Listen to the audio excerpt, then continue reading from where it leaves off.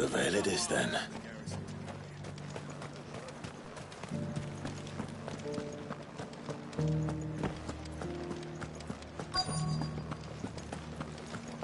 Looks like you've got first. But enough talk. How about we... Fancy a peek behind the veil? I'm looking for a Layla. You found one. So, will your friends be joining in? Or just watching? We're not here for your services. We simply want to talk. What you do with your time is up to you. The price is still the same.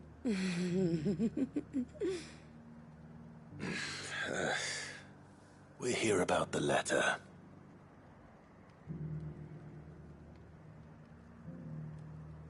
Oh. Sorry. I suppose you'll be wanting to know who wrote it then. Among other things. Look, I'm just the messenger here. There's only so much I can tell you. Specifically? A location.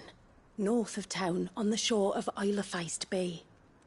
There you'll find a tent, and the woman who can answer your questions. And that's all? Nothing else? Actually, one thing. There's more than flowers in the meadows these days. So keep that sword of yours to hand.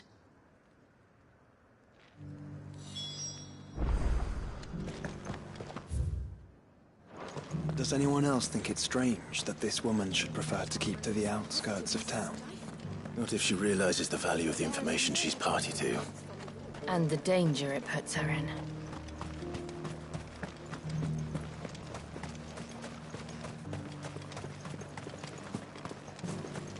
Be careful.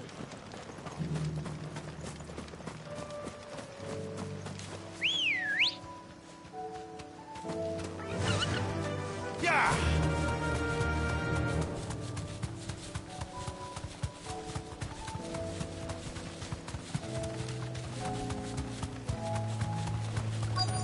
The tent is where Layla said it would be. Yes, but who awaits us inside?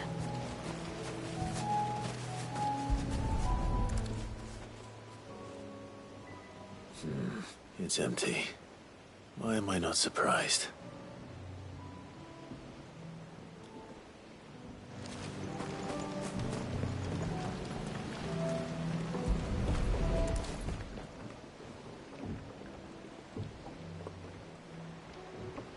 A boat. No prizes for guessing who that belongs to.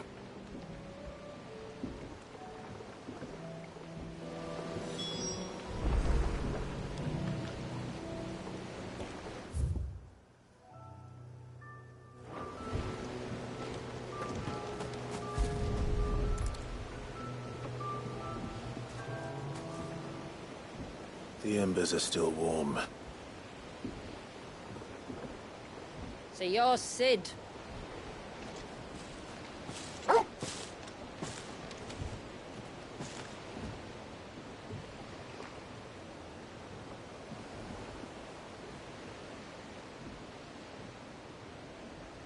I suppose I must be. Which means you have me at a disadvantage. Apologies. I am Shula, tributary of Mysidia, final haven of the Moats of Water. The Moats of Water. The very tribe into which it was believed Leviathan's dominant was born. A people notable for their sapphire eyes and ivory hair. Yes, that would be impossible, since the tribe famously... Vanished. Was exterminated. Despite the best efforts of both church and state, we are still very much alive. Though we've managed to keep that fact hidden from good Krieger's faithful for over a century. Along with Leviathan's dominant.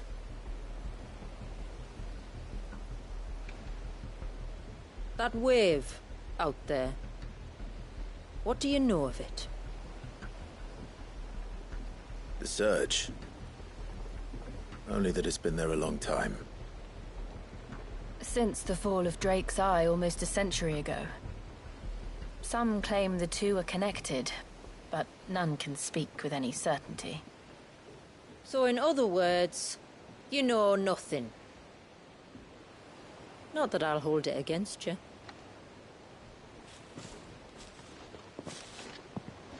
The wave was raised by Leviathan in an act of rage. Moments before the waters were stayed, and the icon and its dominant bound within. And you want us to? Rescue him. Yes. You see, a little bird told me about a certain outlaw with a singular knack for putting unruly dominants in their place. And ours is about as unruly as they get. For years, we've searched for someone who could hold their own against an icon. Someone just like you. So what do you say? Will you help us? What exactly did your dominant do to warrant this punishment? What did he do? He committed the greatest crime one of his kind can. He was born.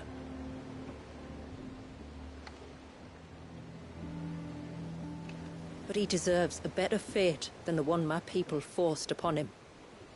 He deserves to be free.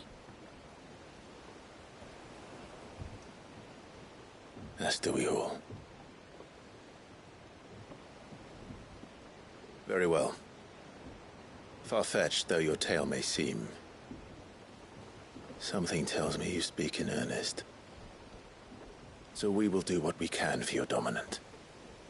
But first, you will tell us everything you know about him and the means of his imprisonment. I can do better than that. I can show you. Care to take a trip across the bay? My people await you there. Lead the way.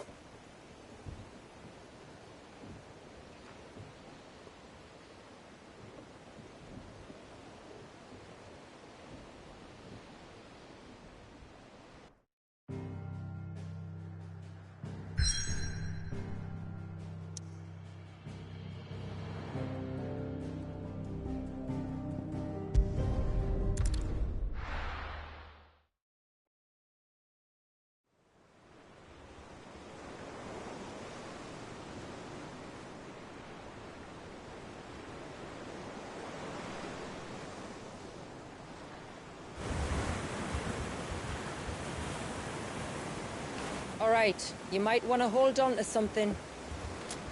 We're coming up on the wall, and passing through can take a bit of getting used to. I don't see any wall. Of course you don't. That's the point. It's a glamour woven by our ancestors to keep our village hidden from prying eyes. But don't take my word for it. Watch.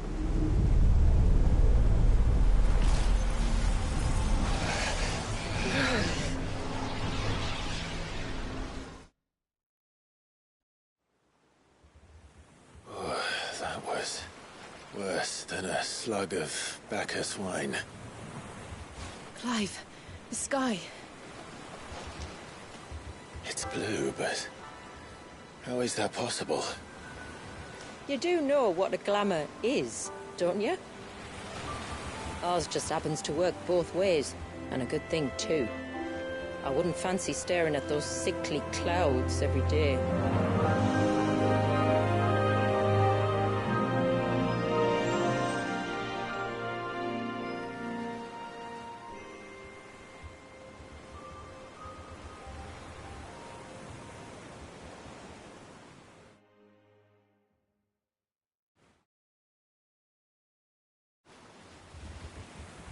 And that concludes our little voyage. We're here.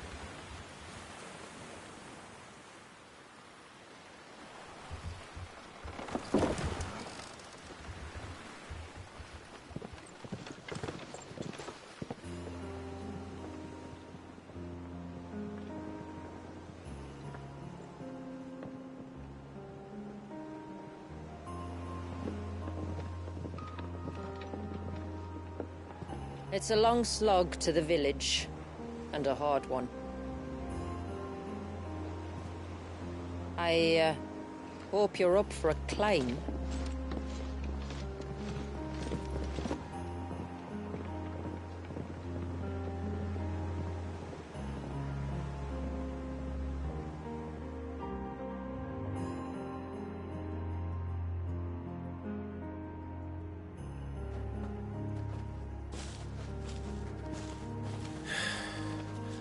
Finally.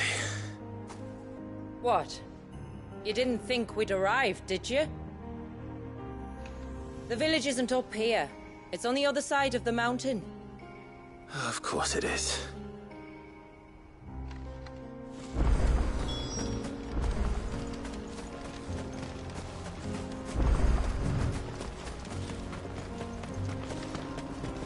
Watch yourself, Sid. This path can be treacherous. If not for the sheer drop, then for the beasts who prowl it. Thank you for the warning. And please, call me Clive. Sid is an alias. You will be pleased to learn, Lady Sheila, that I have no such aliases. Is that so, Lord Margrace? It's all the same to me.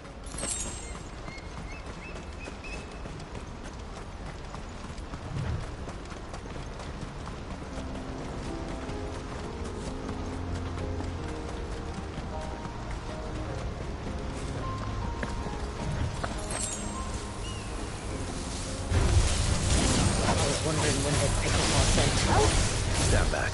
We'll handle this. Oh, will you now? Shall I keep my acts and spells to myself, then? Go for it!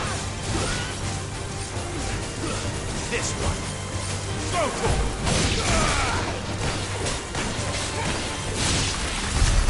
Earlier you mentioned spells, yet I see you carry no crystals. Since when did a bearer ever need crystals? But then, where is your brand? Waiting for me in Sunbreck, if I ever get careless. And it's in for a long wait.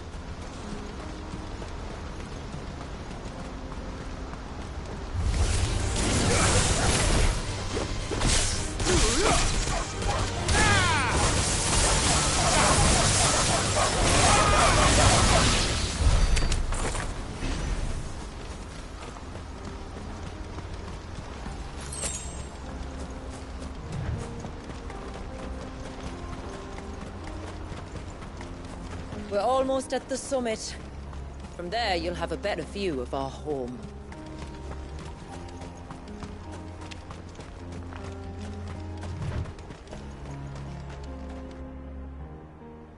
Few have ever set eyes on what I'm about to show you.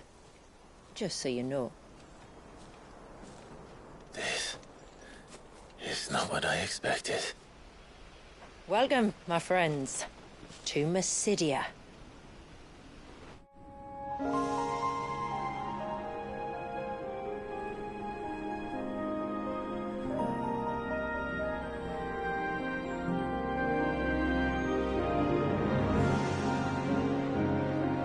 It's been a long time since I saw the North looking so...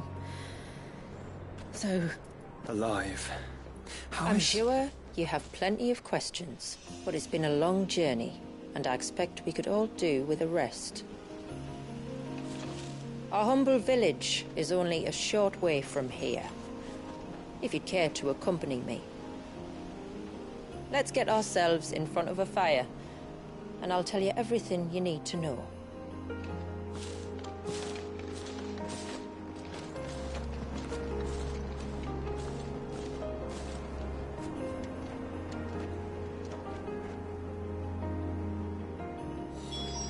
It's beautiful, Shula. And we aim to keep it that way.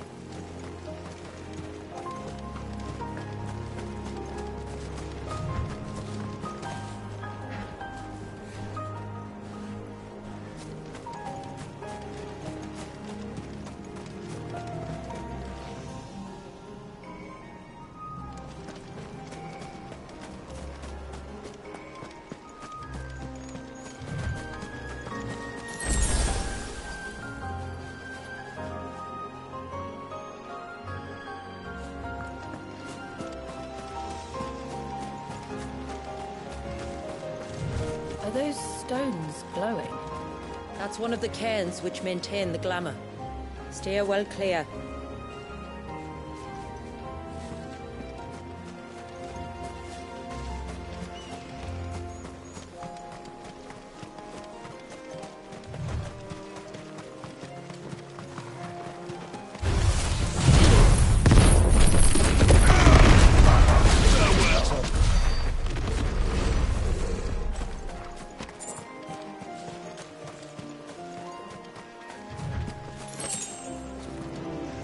If the surge was an act of rage, One wonders what prompted it.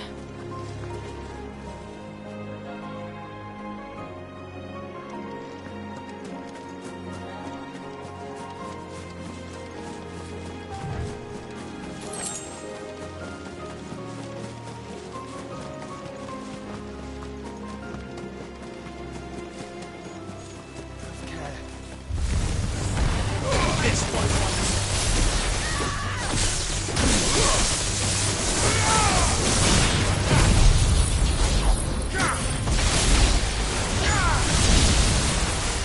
Go for it!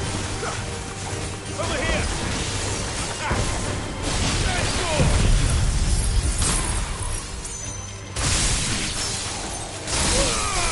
Now, Corvo! Over here!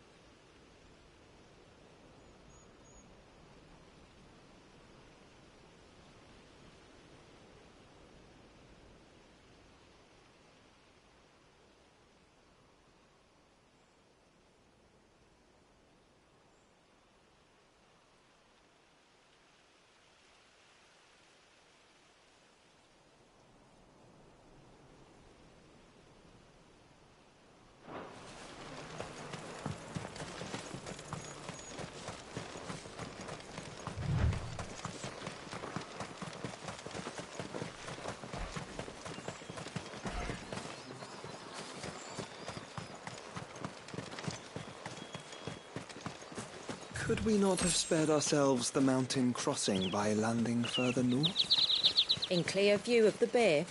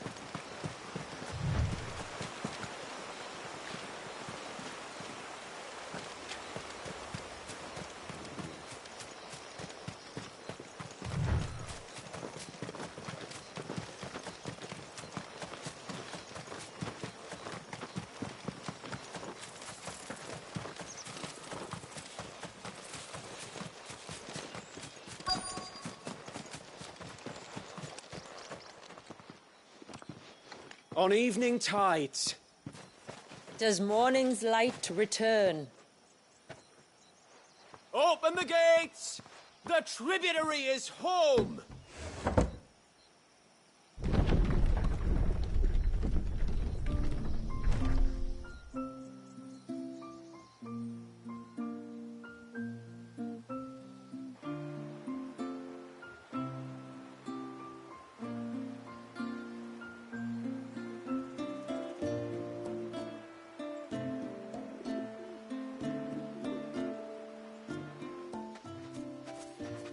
Outsiders? Well, I never. Look at the size of that dog. All right now, back to your duties. You'll have to forgive my people their curiosity. We don't get many visitors. Or any, truth be told. Then we are honored to be the first. This is quite extraordinary. Like stepping into another world. So do you believe me now? You've made it difficult not to, my lady. But how did your people chance to settle here, in the north? Unless I am much mistaken, the moats of water long called the coasts of southern Ash their home. Until Drake's Horn fell, and the Blight forced them ever inland, where... We met our doom, along with our dominant. I see you've read the Gregorian Church's account, but perhaps you'd like to hear ours. That building over there is the Witten Hall. It's where my people gather to discuss matters of import. We can speak more inside, once the place is ready to receive you. It shouldn't take long, but you're welcome to explore the village while I see to things. Thank you. We'll do just that.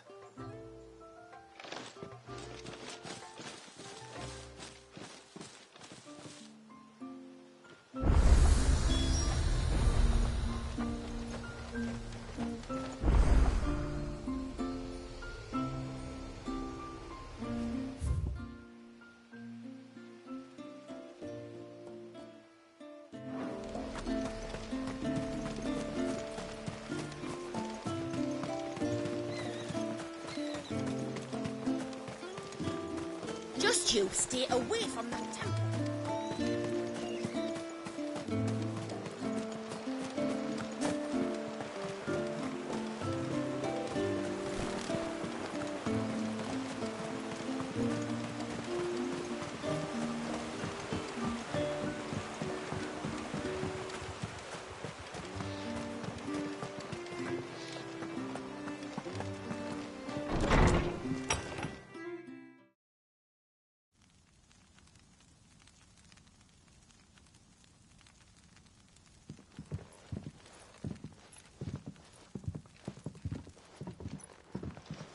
So what do you think of our little haven in the woods? It might not have all the comforts of a southern settlement, but at least it's ours. And there's a lot to be said for that.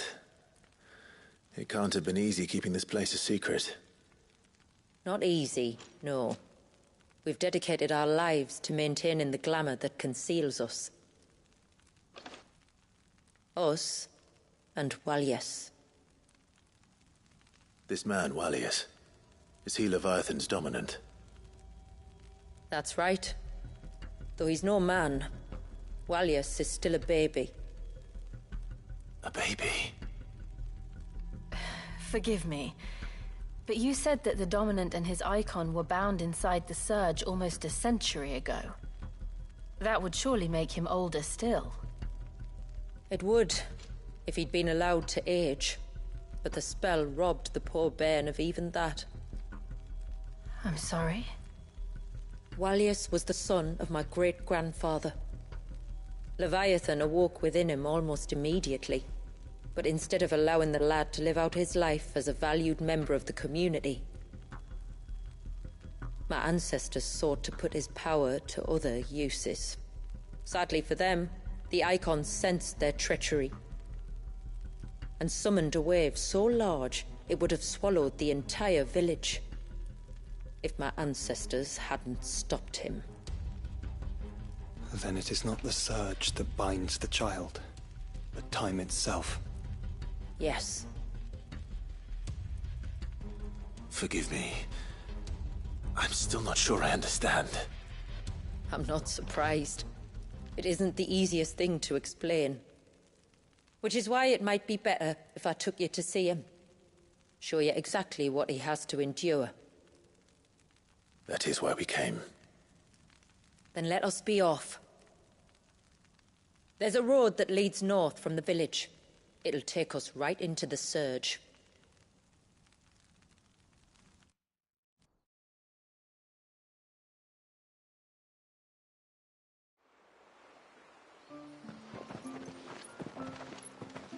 Are you bound for the Wave tributary? We are, Delina. Have you spread the word about our guests? I have. Everyone knows to treat them as family. You shouldn't have any trouble now, but just in case, I would have you accept this symbol of our people.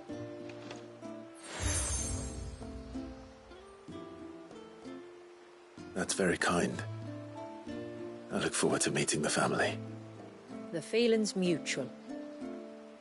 Should the tributary be indisposed, feel free to ask me any questions you might have regarding the village, and I'll do my best to answer. Thank you. We will. Then I bid you good tide.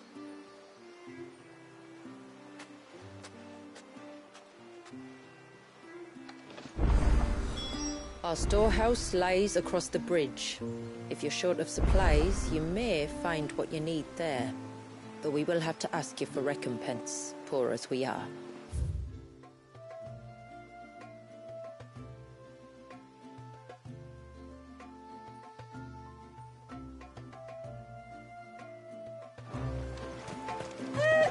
Sid! You are Sid, aren't you? The man the tributary told us about? I wonder if you could help me. With what exactly?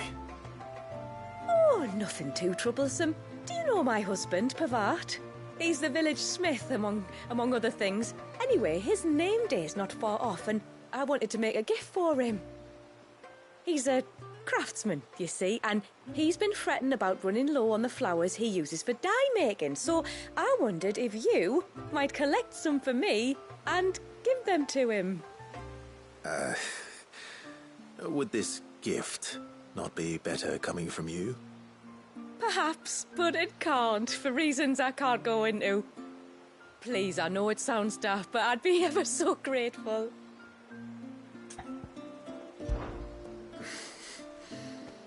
Fine.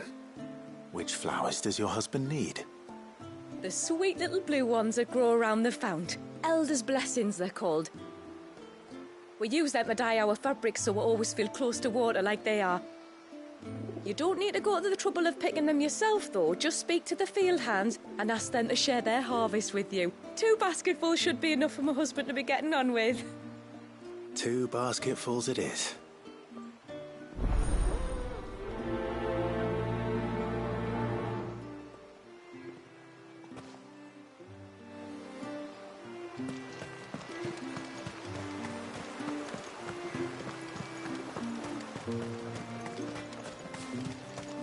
I'm not arguing.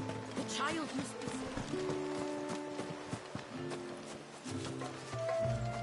Excuse me. I wonder, might you be able to spare a basket of Elder's blessings? Pavart's wife tasked me with collecting some for her husband, and suggested that I speak to you. Ah. Werda wants you to bless her better half with the fruits of our labour, does she? Go on then. Give the old fool something to squirm about. I'm sorry. Ah, don't worry about it. An old fool Pavart may be, but if you come bearing gifts, he's not fool enough to turn you away. I'm glad to hear it. Thank you.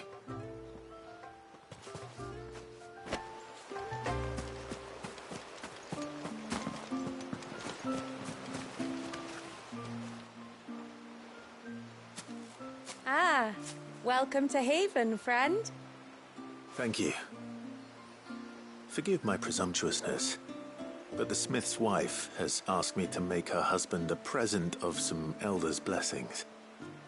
2 basketfuls, to be precise.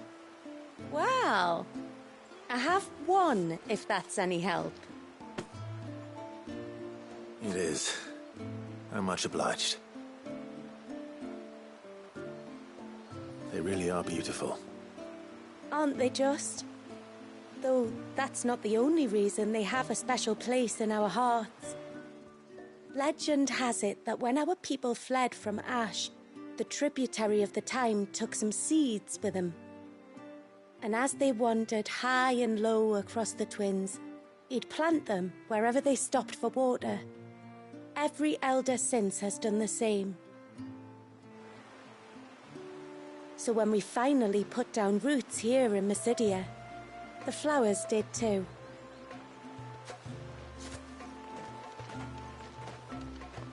Well, that's 2 basketfuls. Time to visit Pavat.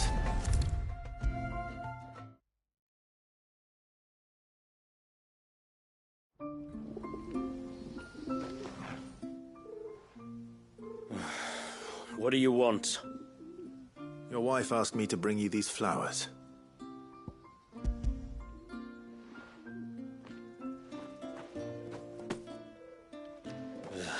That woman. Come out. I know you're there. Who? Me?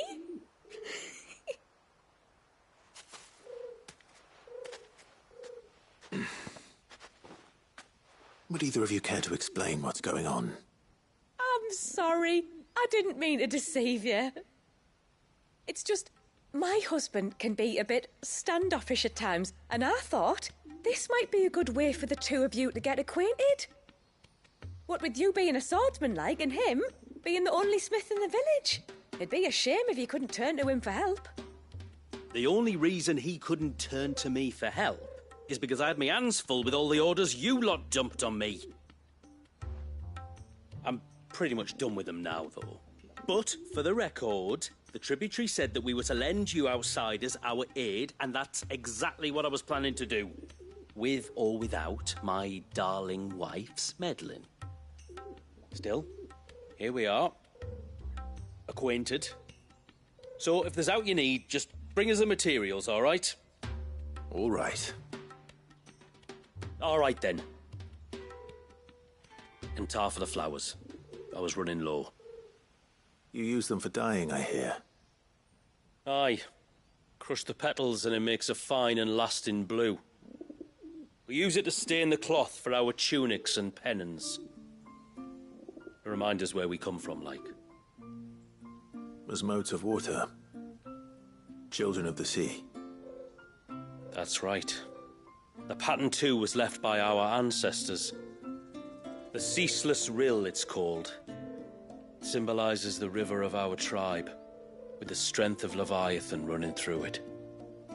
And no matter how that river has ebbed and flowed, changed its course, the flowers have always been with us, growing on our banks.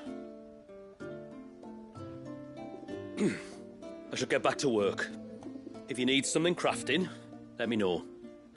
Oh, well. It was a pleasure to meet you. Wasn't it just?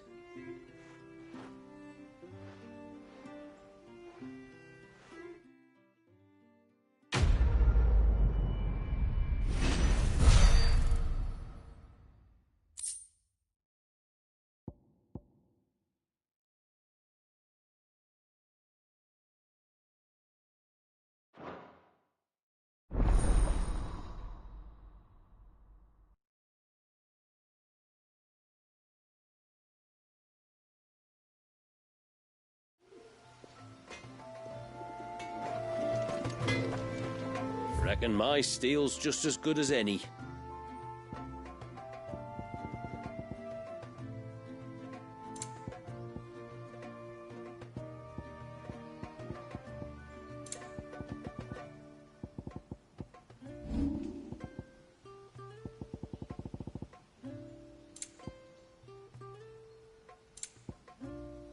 A good tide to you.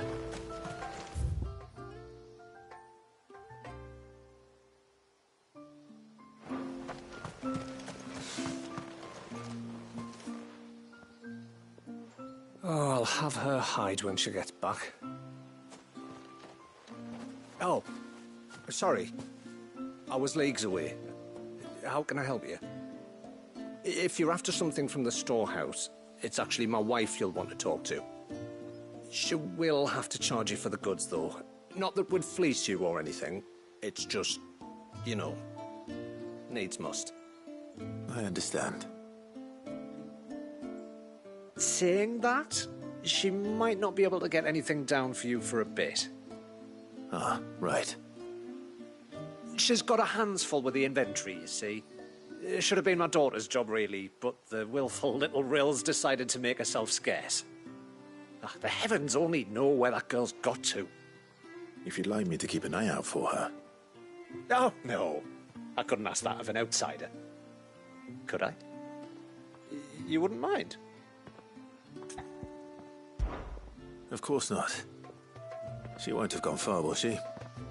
I hope not. But I've scoured the entire village for her and come up empty-handed. Can't help thinking she might have gone on another one of her little adventures.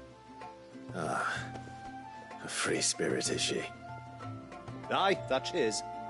Can't get her to sit still, especially once you heard you lot were on your way. Outsiders! You should have seen her little eyes light up. Oh, if she wanted to watch you arrive, she'd have made for the low gate where you first came in. The guard there might have spotted her. Maybe you could ask him. Ruka, her name is. All right.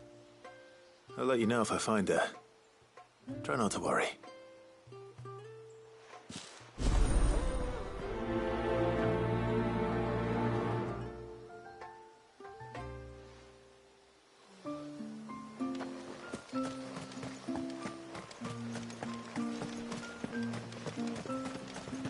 Hear me, mine ancestors.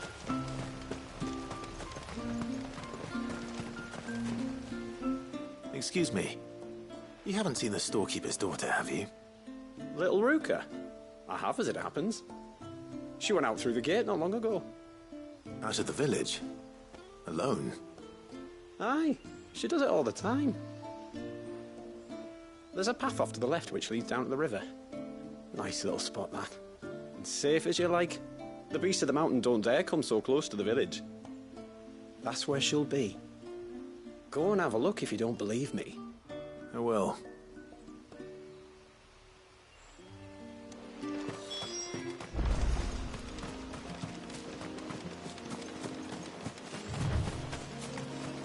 This must be the path.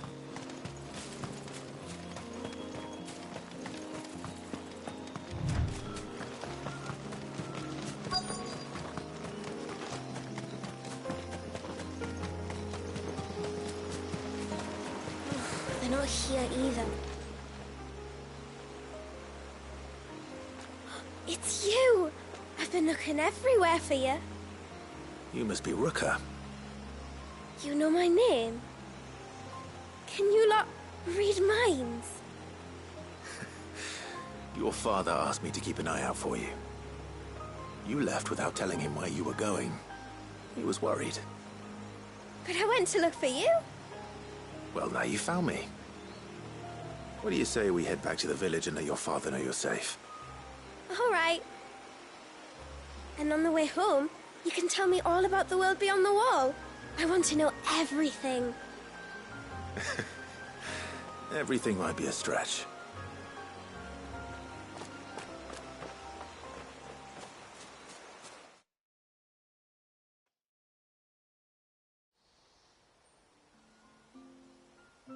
Thank you for bringing her home.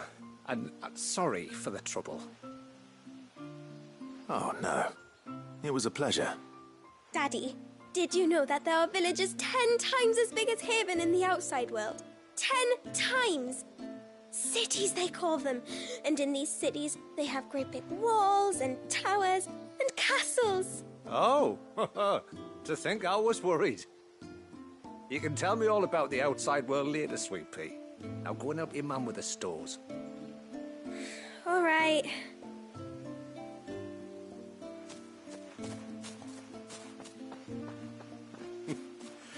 Thanks for putting up with her questions. She, has a lot of them. One of the big ones being, what are the people beyond the wall like? Reckon you've made a good first impression. Are we the only one she's ever met? That you are. The rest of the world can't know we're here, so we'll have to be very careful who we're letting in and out. A few of us might make the occasional trip to shore for supplies, but for the most part, we'll make do with what we've got, including what the old Northerners left us. Yes. You built on top of the old ruins, didn't you? Well, they make for fine foundations. Their masons clearly knew what they were doing. That's one thing we don't have to worry about. Oh, it's everything else that's the problem. Medicines, metals for tool making, anything like that. We have to dress up as travelling merchants and make a trip to the outside and pray to every cloud in the heavens that nobody sees through us. Which explains why you need Gil. Aye. And now Rook is back, my wife should be free to assist you with any potential purchases. So please, do make good use of our stores, because we fully intend to make good use of your coin. I'll be sure to keep my purse strings loose.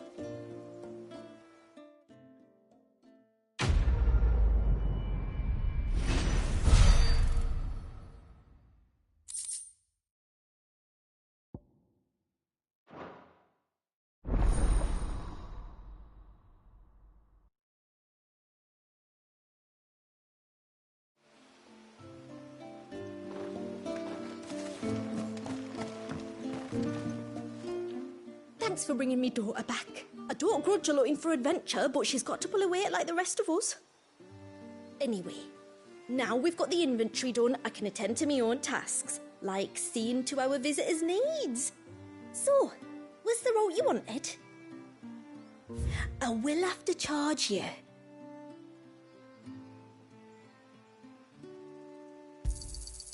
May it serve you well. Well, if you're sure you need it, here you are.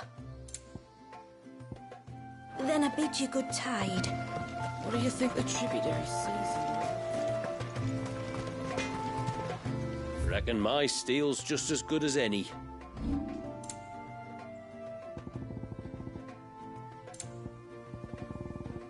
Till next time, then.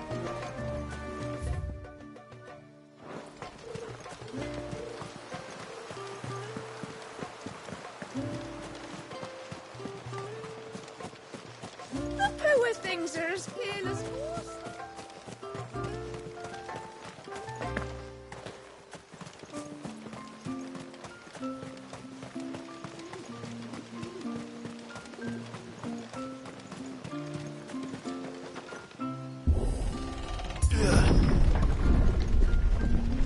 There's a pair of ships just up ahead. Ships? But are we not still leagues from the shore?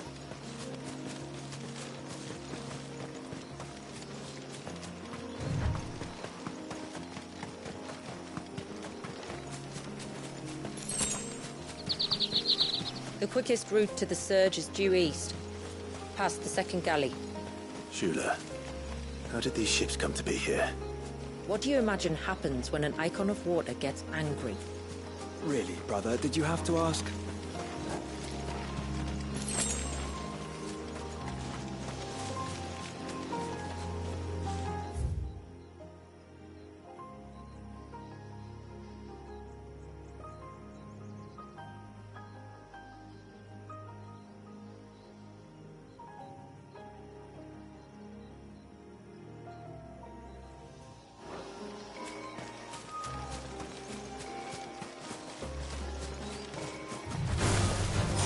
Tonberries. Foul creatures consumed by their hatred for everyone and everything.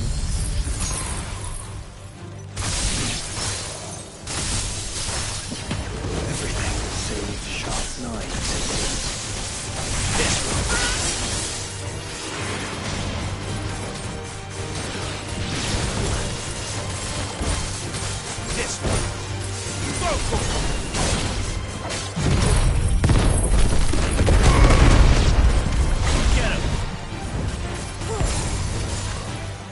him!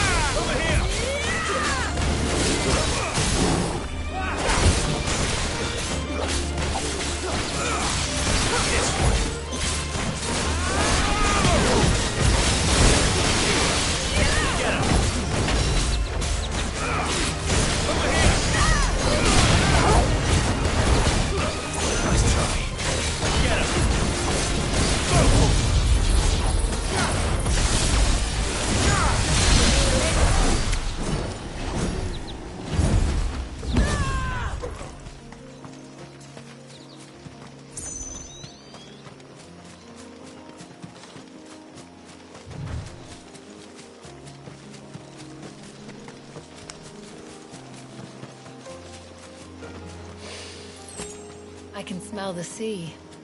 It's not far now.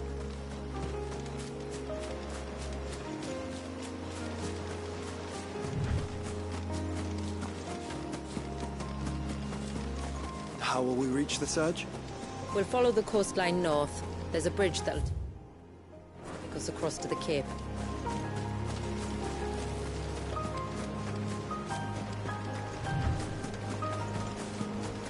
You don't want to go down there. Trust me. Do I even want to ask why?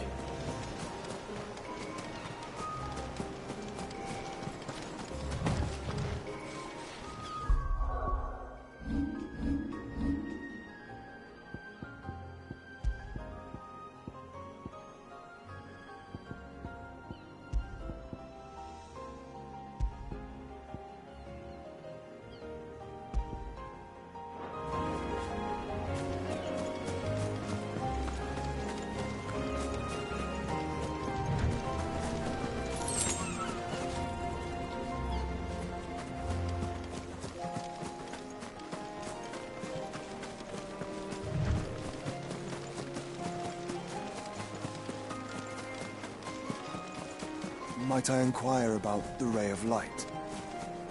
It's what prevents the surge from being reclaimed by the sea. And Dwalius by his people.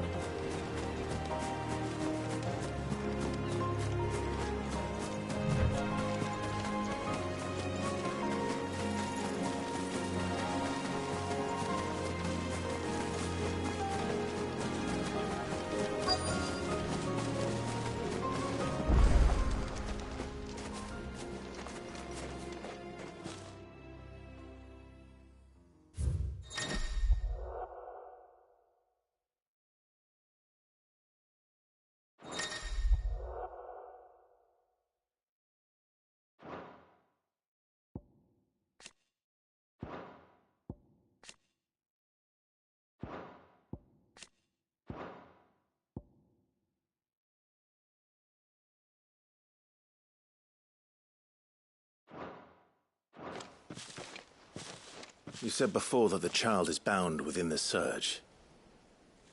But you've yet to tell us how we're meant to reach him. I trust we won't have to hold our breath. No. The surge wraps around the cape without engulfing it. If we continue to its tip, there is a path down to the seabed. And the wave's origin. All right.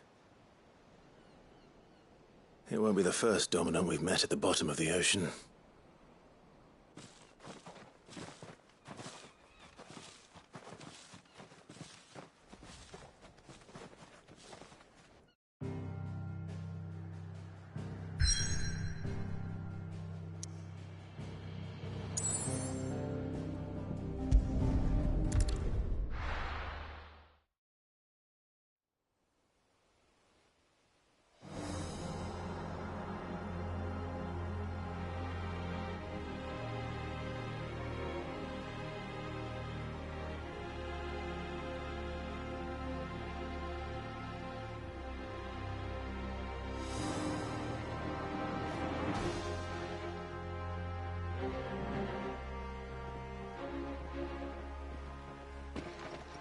It's not much further now. The path seems well kept. Do you and the villagers often come this way? Only me. Once every new moon without fail. It is my duty both as village elder and Walius's descendant. But surely no one blames you for what happened. Why should you bear the responsibility alone? You misunderstand. I do it because I want to. To show him that he isn't alone, and that there are still some of us who would see an end to his suffering. Suffering you will soon witness with your own eyes.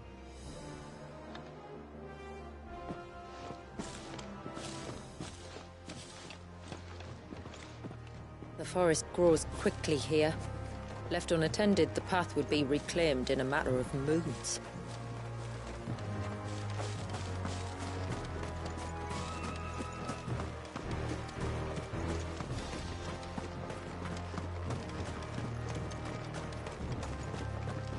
Does the light point the way to the child? It does indeed.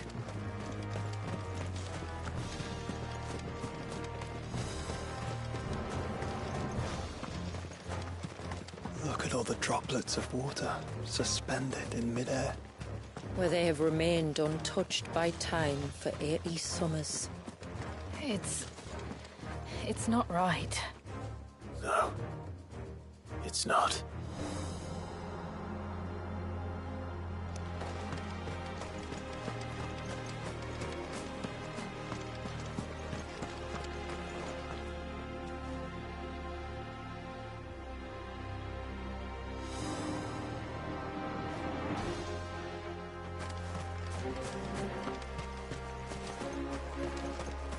There.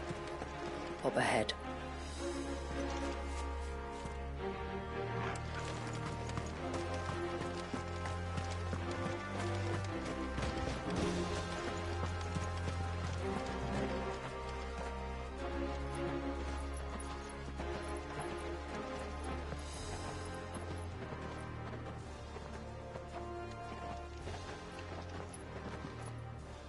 Down in the center. Follow me.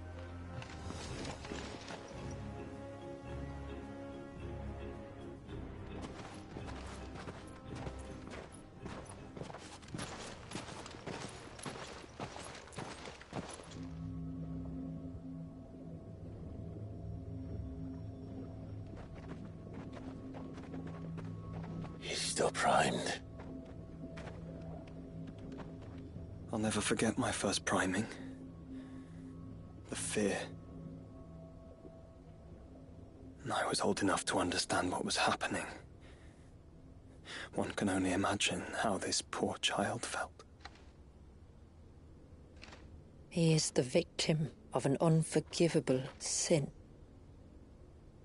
Committed by people who saw him as nothing but a means to an end. He must be so frightened.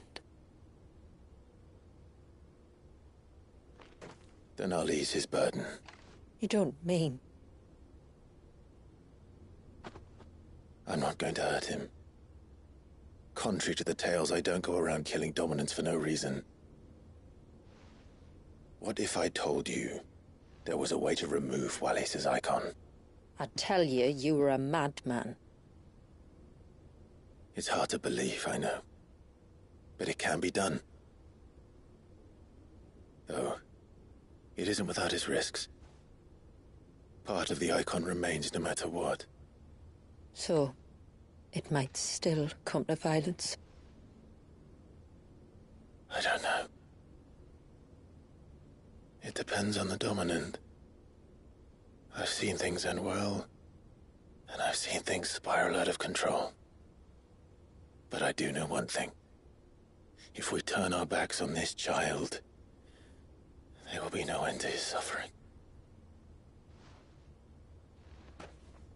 And I think that a worse fate than the alternative. Don't you?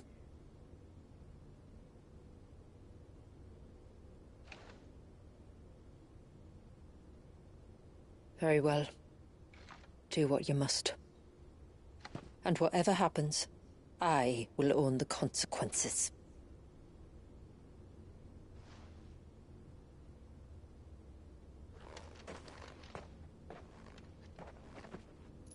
Don't be afraid, little one.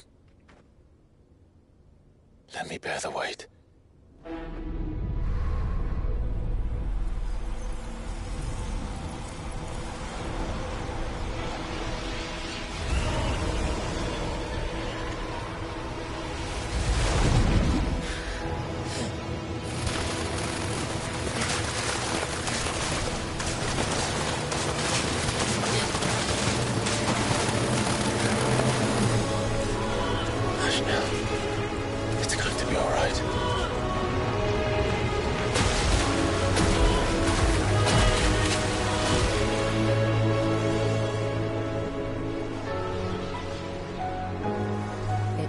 Is it done?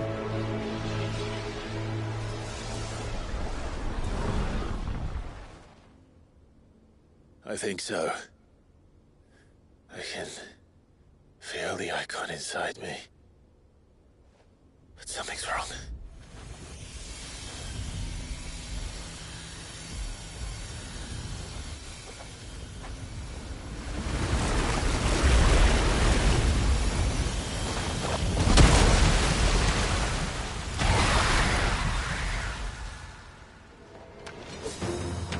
He wasn't just afraid.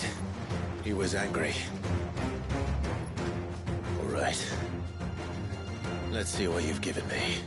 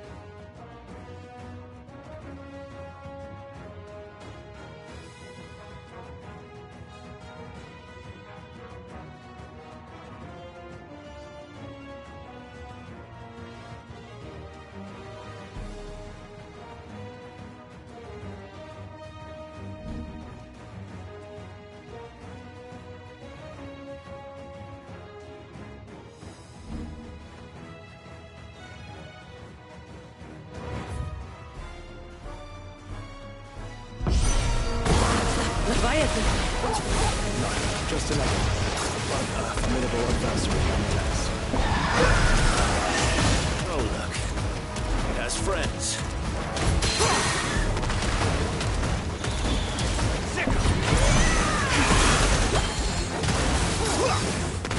This one.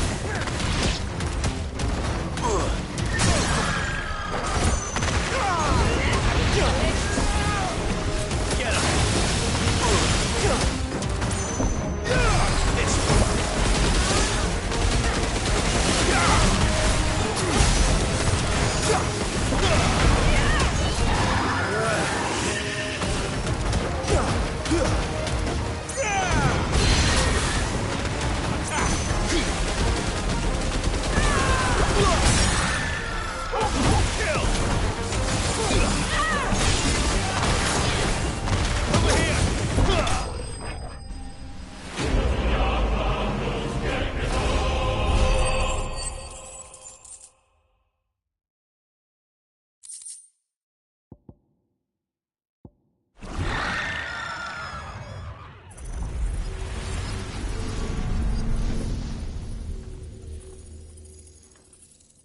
Is everyone all right?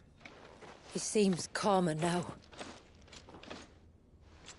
You said Walius was frozen in time. But he knew we were here. How? I don't know. He's never reacted to anything or anyone. Until now. The child has been bound for nigh on a century. If he has been conscious from the first, we must remove the seal at once. It's not that simple. I wish it were, but... there's more to this tale. It would be better if I explained back at the village. I see. Then let's return before it gets dark.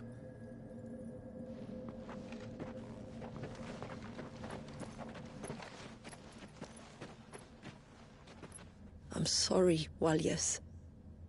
I will make this right.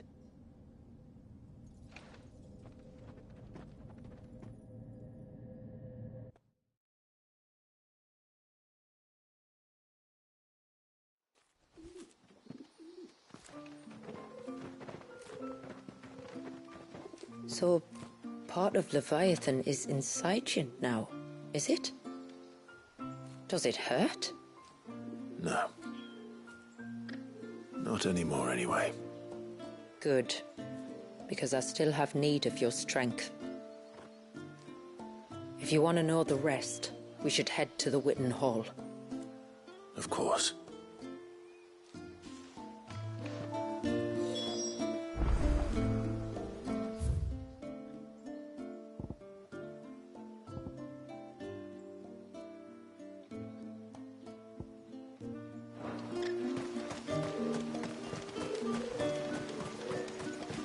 Look, Dad. The trees.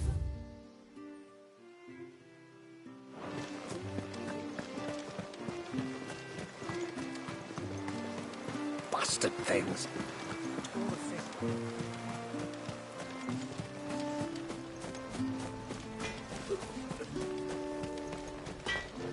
What is it you want?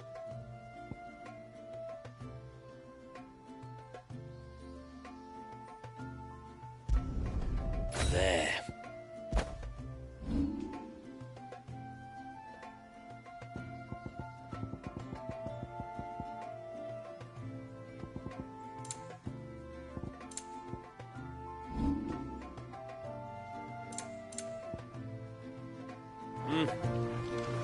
No sign of the child.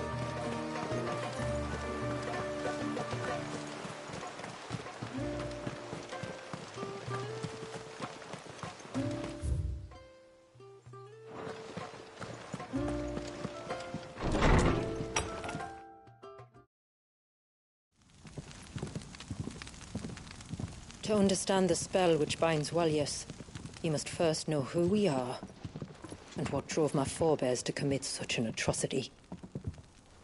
This tapestry is our story, the one that brought us here.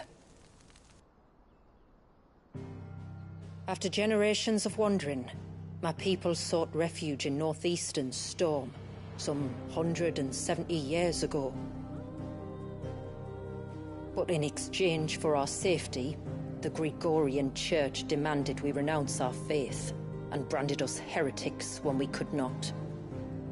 To be exterminated, as a lesson to others.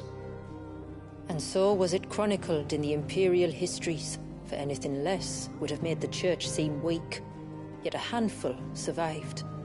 The few who did fled north and west, and in doing so discovered two things that would forever shape our fates. The first was an old legend, revealing how to make your very own Mother Crystal. I've heard that one before. Yes, yet it gave them new hope, however false. Our ancestors convinced themselves that they could recreate the divine if they could only find a strong enough heart. A living being capable of channeling torrents of ether. And the heavens provided. A dominant. Well, yes. They'd stumbled across a nostrum in an ancient ruin, which they believed could provoke a sudden outpouring of a creature's ether. They meant to enrage his icon. Leviathan would have destroyed everything, Had our people not made their second important discovery? A means to stop time itself? Where did they find that? The Northerners had no such magics, or they would have used them. When our ancestors first arrived, the land was uninhabited, save for an old witch who lived on the highest peak. Her body had been consumed by the curse, a cruel payment for her long years of service to the Northern Thanes. So desperate were they to prevent the fall of Drake's Eye, they'd forced her to devise a spell to stop time. But Drake's Eye did fall. It did. When she finally perfected the necessary magics, it was already too late. As punishment for her failure, the Thanes exiled her to this forsaken place to live out the few days she had left. Knowing her suffering, our ancestors cared for her as best they could, and in return, she gifted them her spell. That even though she should die, her legacy might live on.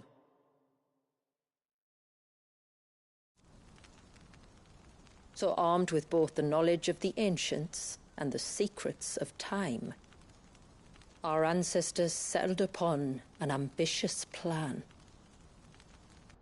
They would create a new Mother Crystal and enchant it that it might endure for all eternity. Thus would our people's wandering, our suffering, finally end, and prosperity visit us once more. And all it would require was the sacrifice of a single child. A small price to pay, or so they believed. Another victim of man's blind reliance on the Mother Crystals. So we know the seal source. How do we break it and restore the flow of time? Do you recall the dome of light on top of the cliffs to the west? Inside lie the ruins of an old temple. It was there that the witch built the Vare, a conduit of sorts that channels her remaining ether into the surge. But it's been a long time since anyone set foot in the place. And now, there are others who claim it as their own. Then we shall go prepared for a fight. That said, it may be best if one of us stays behind. You think the village could be in danger? We saw the ether flow from Wallius in all directions, but only encountered a single familiar. There will be more. And should even one make its way here, I doubt the walls could hold it back for long. Then I shall stay. The Phoenix will see your people safe, tributary. You have my thanks. Very well. We should depart at once. I fear time may no longer be a luxury we can afford.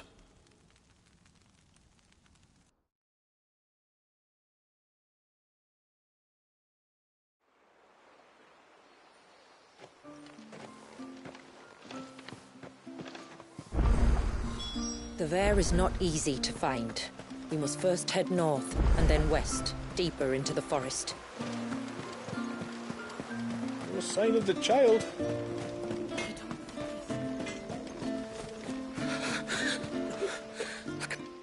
Just try to breathe. That's it. Is everything all right?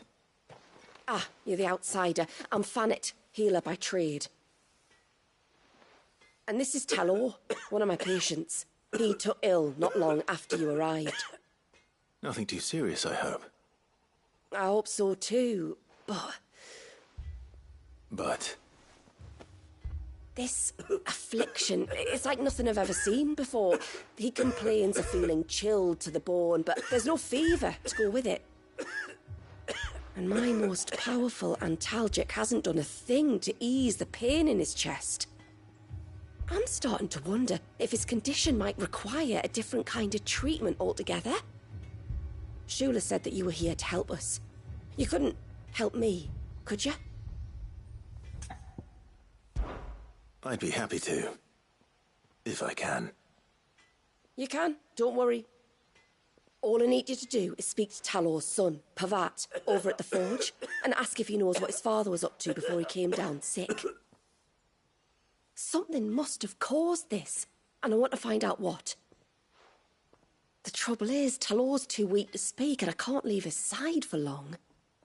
So while you talk to Bavat, I'll pay his wife word a quick visit, just in case she knows anything. All right.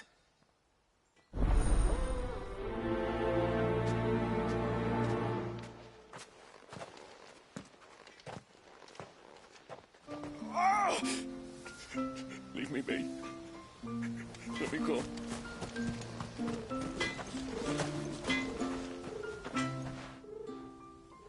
Oh, do you need something? I do, though not from the forge. Fanit asked me to speak with you. She's looking into the cause of your father's illness and wondered if you could shed any light on the matter. I see. Sorry. She shouldn't have dragged you into this. It's no trouble, really. Tell me, did your father do anything out of the ordinary before he fell ill? Not that I know of. But then I hardly see him. He's always out and about, like. Well, at least he was. Suppose he might have been a bit more fidgety than usual, but apart from that... When you say out and about, where does he usually go? Just round the village. Wanders over to Blazier's place most days. He's a fisher who lives on the other side of the fount. They're old friends. Maybe he knows something I don't. Maybe. I'll go and speak with him.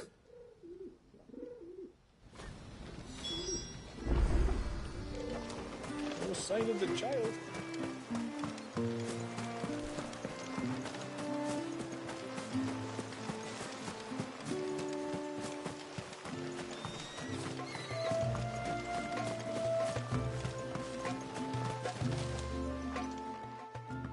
Greetings, stranger. What can I do for you? Your name is Blazier, is it not? Pavad tells me you're a friend of his father's, and that the two of you may have spent some time together prior to his illness. His illness? Talor's never been ill a day in his life. I don't know why he'd start now. Oh, Fanny doesn't know either. It was she who asked me to look into his recent behavior on the off chance it might explain how his condition arose. Oh, I suppose there was something that struck me as a bit odd. He kept asking about the woods. Did you see anything strange on your way back from the shore? Are you certain? Do you swear? That kind of thing. I didn't, of course. But he wouldn't let it go. It was like he was expecting something to happen. It was just a matter of when. Not that I know what. But he never told me anyway. Well, that certainly does sound unusual. And it might just be what Fanit is looking for. Thank you. Don't mention it. Oh, and when you say Talor, wish him the best from me, eh? Let's see what the healer makes of this.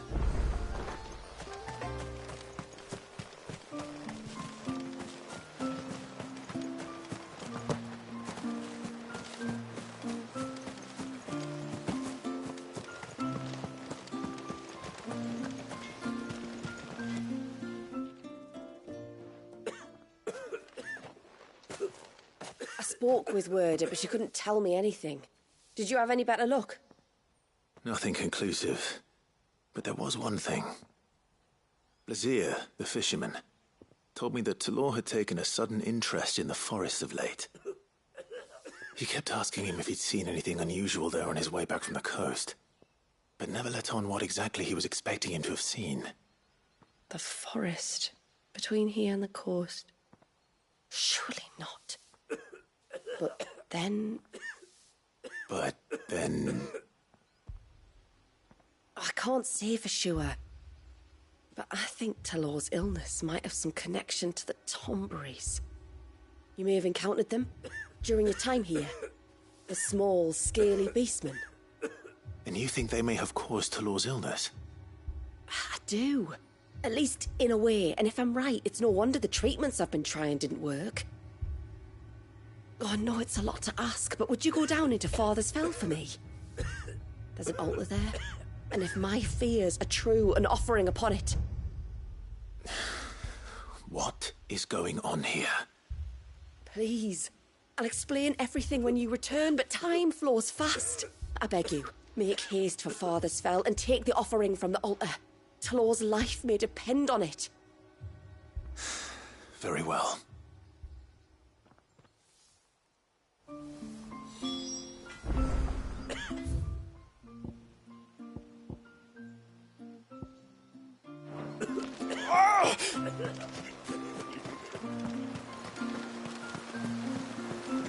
Bastard things.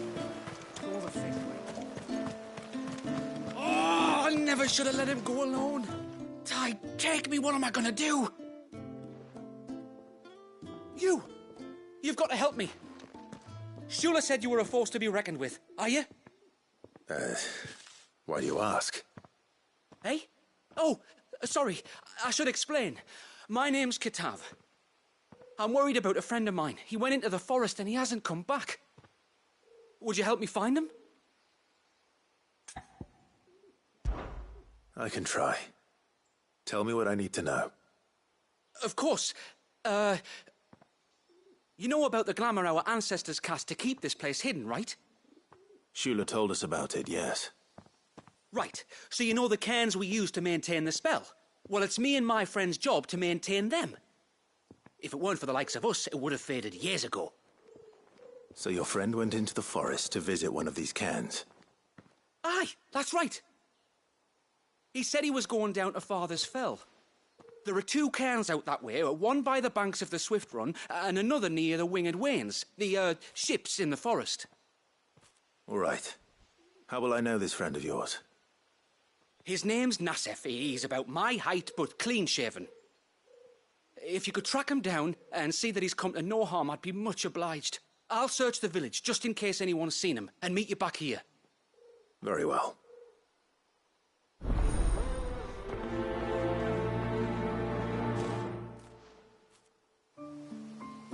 One cairn by the ships, another by the river. Better get moving. Hail, stranger. Are you a rider by any chance? I am. What gave me away? Oh, I can smell it on you. The scent of the stables. And not just any stables. Something tells me you've never been one to ride half-starved birds with chine-gall and wet beak. If I had to guess, I'd say your bird eats only the finest greens and has her feathers groomed twice a day with a curl hairbrush. Nothing but the best for my ambrosia.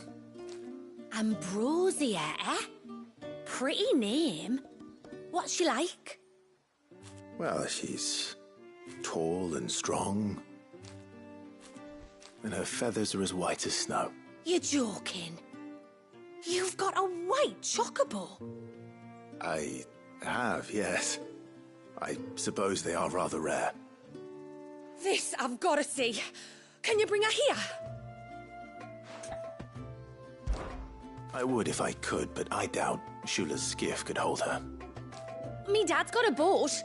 And he's ferried chocobos before. You could get him to bring her. It'd be perfect timing and all. He's preparing for a trip beyond the wall as we speak. I'm sure he'd help you if you asked. You would? Well, I don't suppose it would hurt to have Ambrosia around. All right then. Where could I find your father? He'll be in the storehouse on the other side of the brook. Tell him Manda sent you.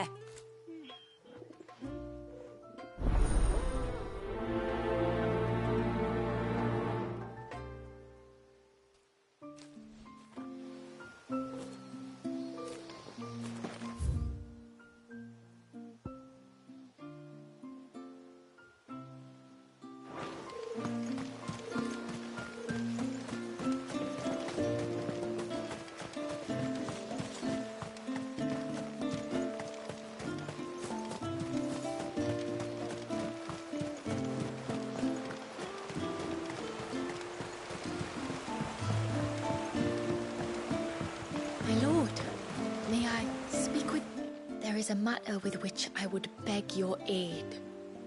Of course, what is it? Please, not so loud. Something serious then? Yes. I think we might have company. I was passing by the low gate when I saw a figure moving among the trees up on the cloak. At first, I thought it must have been you or your brother, so I didn't say anything, but the more I think about it, the more certain I am that the figure looked familiar. And you're sure it wasn't one of the other villagers? Positive. I think it was someone from outside the wall who has found his way inside. Of course, it could just be my imagination playing tricks on me. I only caught a fleeting glimpse, and it might have been you or your brother. But if it is who I think it is, we cannot allow him to leave now that he knows we're here. Would you go and see? He won't try to hurt you, believe me. Given what lurks in the forest, the only one likely to get hurt is him. Very well. Whether the man you saw is who you believe him to be or not, we need to know. It may yet be someone else entirely. Someone who means your people, or my people, harm. Perhaps.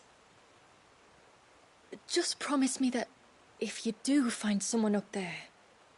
Don't worry. I won't draw my sword unless I need to. Thank you. Yamila, this man you saw, might he be the customer you told me of? I fear so. The customer? I'll explain later. Come on.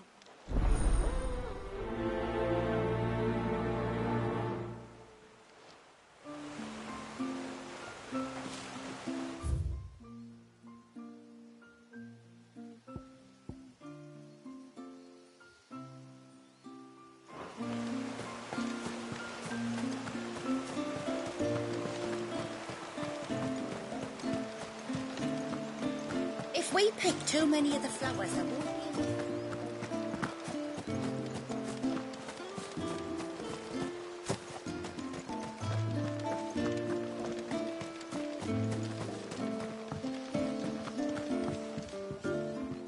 You one of the outsiders, then? I am. Shula invited me. Are you Manda's father? I am. Got you running errands for her already, has she? She's asked to see my chocobo, but I'd need your help and your boat to bring her here.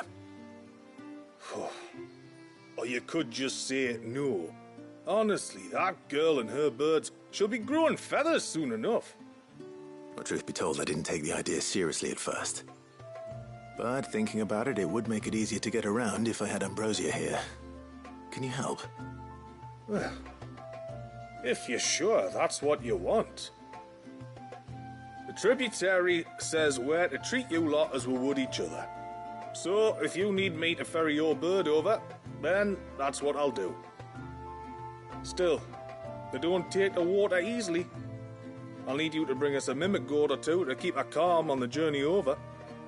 And, where would I find one of those? Oh, don't ask me. It's been years since I last brought a chocobo across the bay, and I'm told the world's changed a fair bit since then. Where do you usually get your stable supplies from? Well, the man who made Ambrosia's tack lived in Martha's Rest, and if I remember correctly, he traded in chocobo feed too. So I suppose I'll go and ask him. I'll be sailing over to Northreach soon to pick up some supplies. While I do that, you collect your bird and your gourd, and then meet me by the shore. Just don't take too long, all right?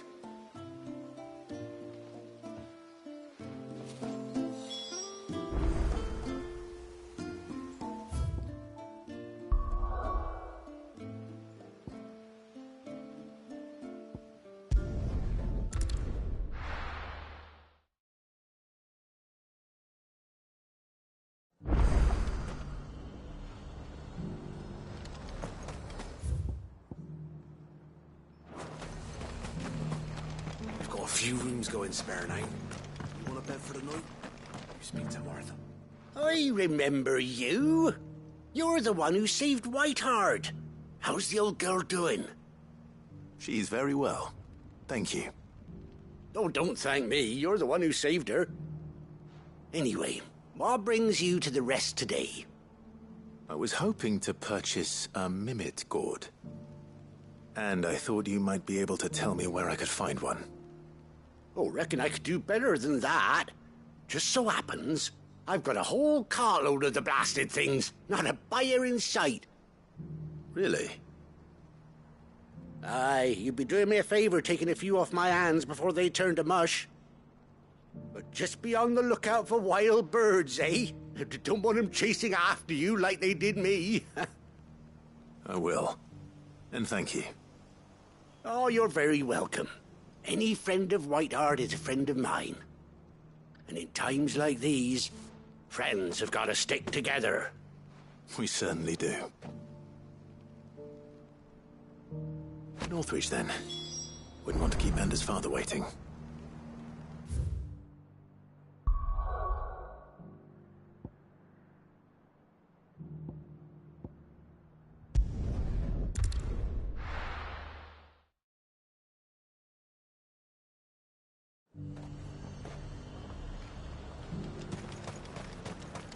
And how might I help the garrison today?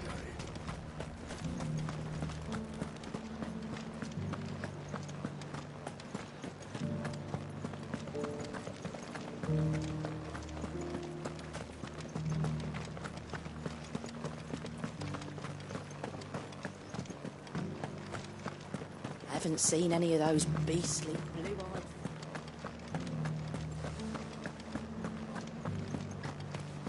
Do be careful. I will.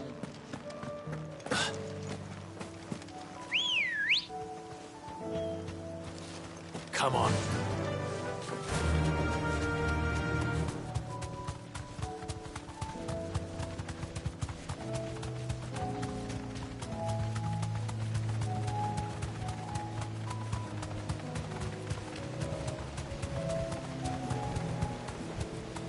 You deserve a rest. Ah, there you are.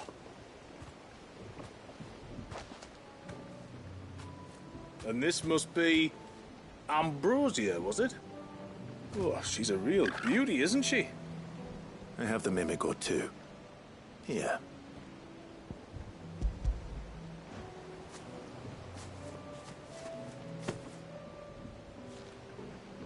Thank you kindly. Soon as she's gobbled this up, we'll set sail. We're going to take a little trip across the bay now, Ambrosia. Don't worry. You'll be all right.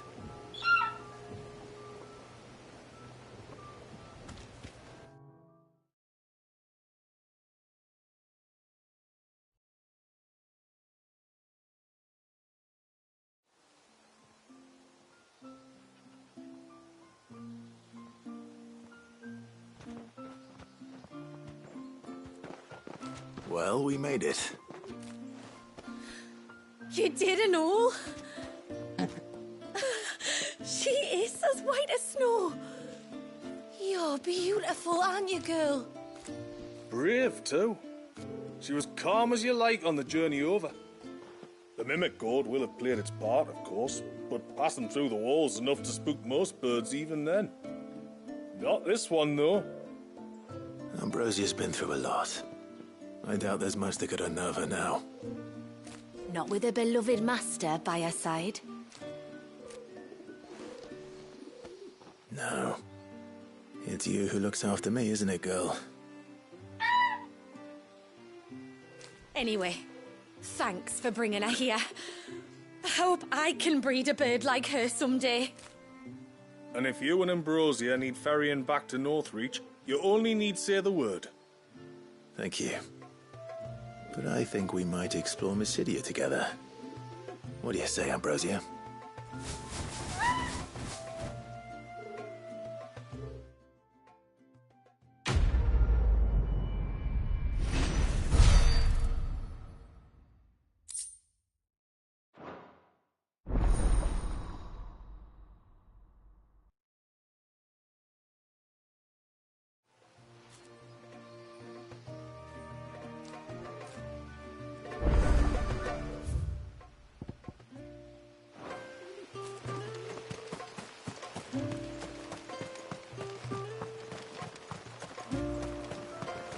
bastard things.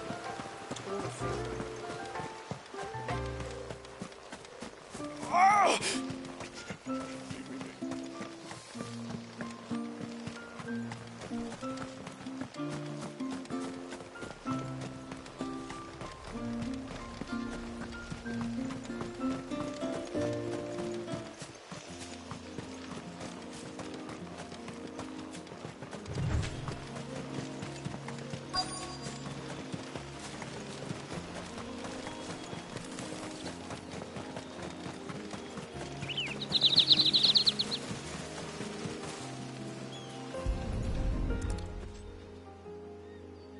Bottle.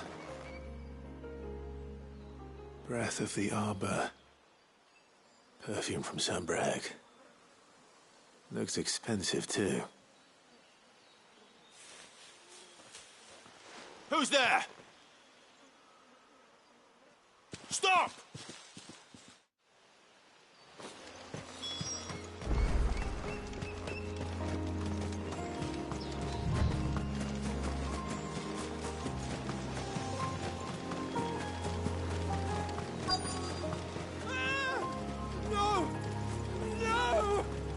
Hang on!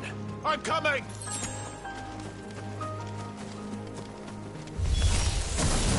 Don't eat me! I'll give you gut rot, I swear!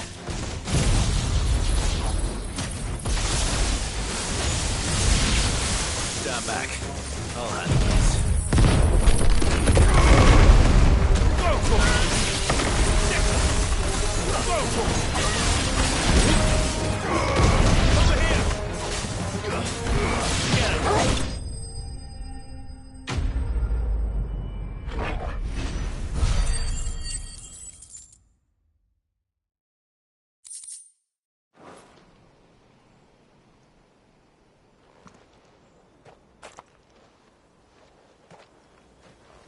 Are you all right? I'm more than all right. I'm saved! Oh, I could kiss you! Maybe you should introduce yourself first. Hervey! I knew it was you. What are you doing here? I came to see you. Oh, my little canary, it's been so long. Thank you for saving him and sparing him. Who is he? Hervey, one of many clients from my employment beyond the wall. One of many clients? We spoke every night of our plans together. Whispered songs of love into each other's ears. And then you upped and vanished without so much as a word. I left you a note, didn't I? I told you I was sorry, but that we could never be together. That I could never abandon my family. And I told you not to look for me. How did you even find this place, anyway? The flame of your love was as a beacon in the night that guided me to you. Hervey.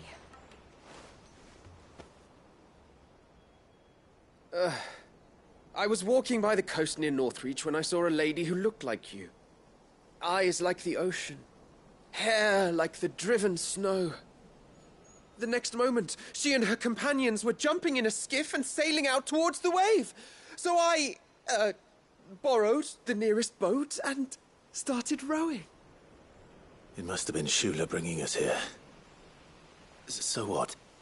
You rowed, found a nose how many leagues across the bay, simply because you saw a woman with white hair. And as I did, the skies changed from a dull and hopeless grey to a bright and benevolent blue. That was when I knew for certain that my little canary was close. Oh, why did you come? You should have forgotten me, as I tried to forget you. I cannot leave my people, Hervey. And now that you know about this place, neither can you. We must return to Haven and accept my family's judgment. I'm to meet your family. Oh, my little canary!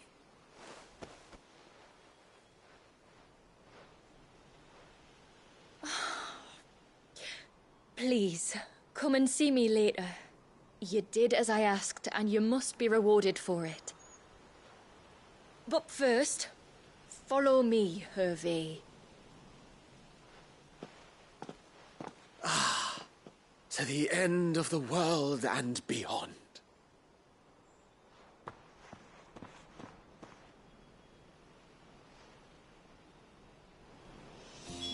You should never have found this place. How could I be so careless?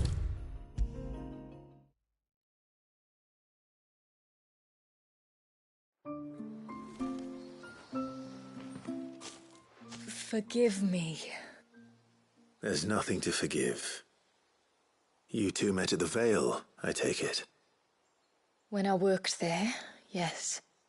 To earn the coin that my people need to survive. Though Mysidia is our sanctuary, there are certain necessities that it cannot provide. And for that reason, some of us seek employment beyond the wall. Yet few are the opportunities for followers of a strange faith in a strange land. And so you supported your family as best you could? I did. And I have never regretted it for a moment. I found a second family in the Vale. And in the Dame, a second mother. I also found Hervé. But our love could never be. I knew that if I revealed my secret to him, I would be putting my people in danger. But that if I did not, I would be living a lie, unable to return home. What will happen to him now? Since our people settled in Mysidia, uninvited visitors have been few and far between, but not unknown. Explorers, survivors of shipwrecks, none lasted long. I see. That was before my time, you understand? I've never had to make a decision like this before. Ymila, know that I do not blame you for any of this. It was me who decided to make the trip to shore. Me who exposed our secret. This was my mistake, and I shall bear the responsibility. Thank you, tributary. I only beg you to remember that Hervé means us no ill will. He's just a fool. A fool who loves me. I will take that into consideration. But yours is not the only voice I must listen to. The whole family must be consulted, and it may take time for me to arrive at my decision. I hope you understand. Of course, tributary.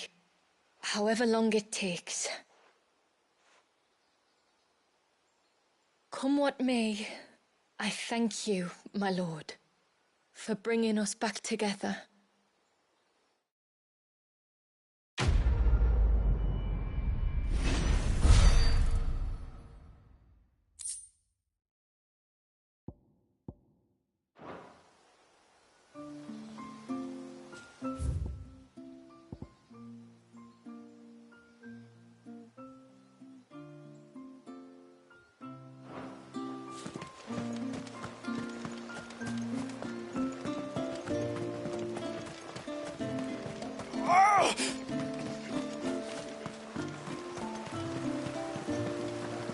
Bastard things.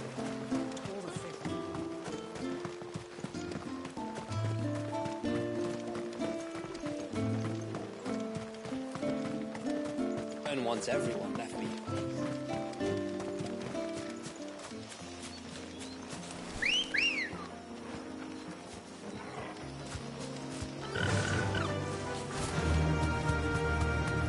Before we turned east at the shipwrecks to reach the coast. Now we must head in the opposite direction. Left it is then.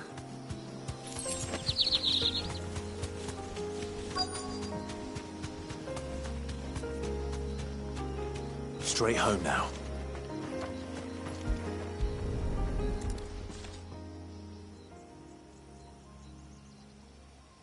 Well, here's the cairn.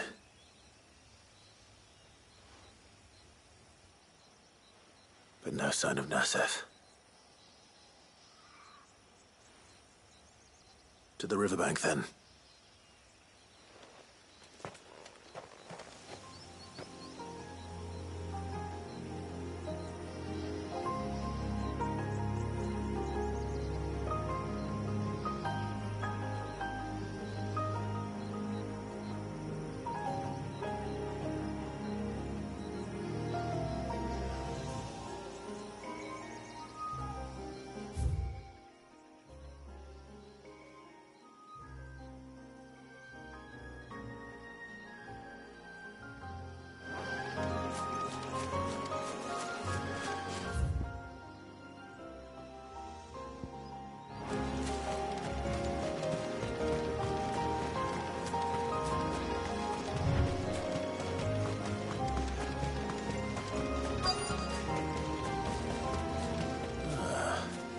Who have we here?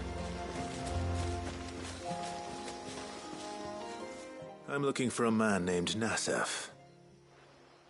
Aye, I know him. Takes care of the cans. Wait, you didn't think I was him, did you? Sorry, mate, I'm just out to gym myself a few ibexes. What do you want with the lad, anyway?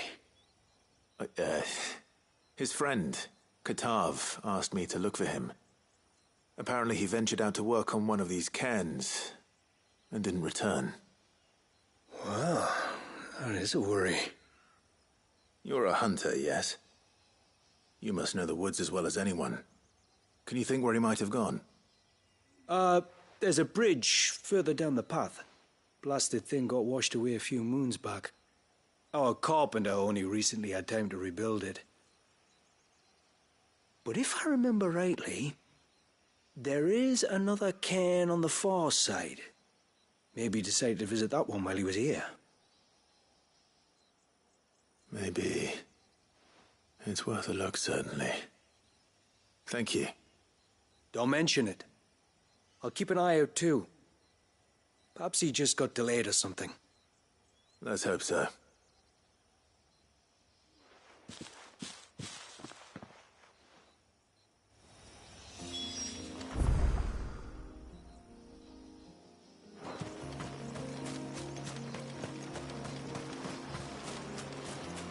This must be the bridge the hunter was talking about.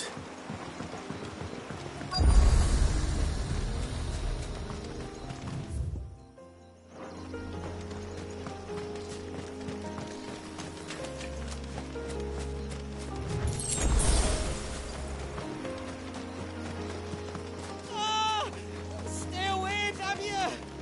Hold on! Over here!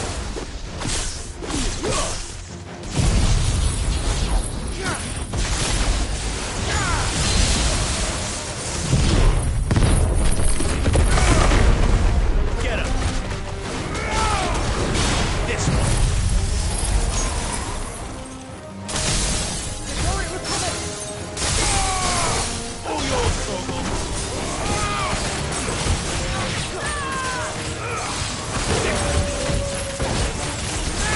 This one!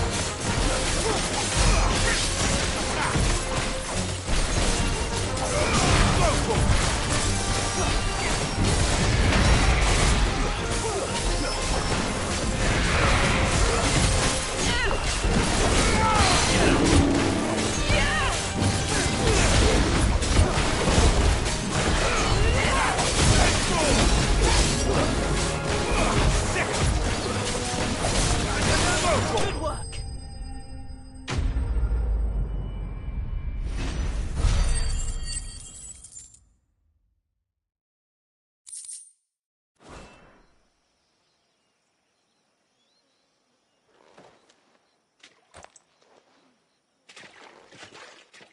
Oh, thank you.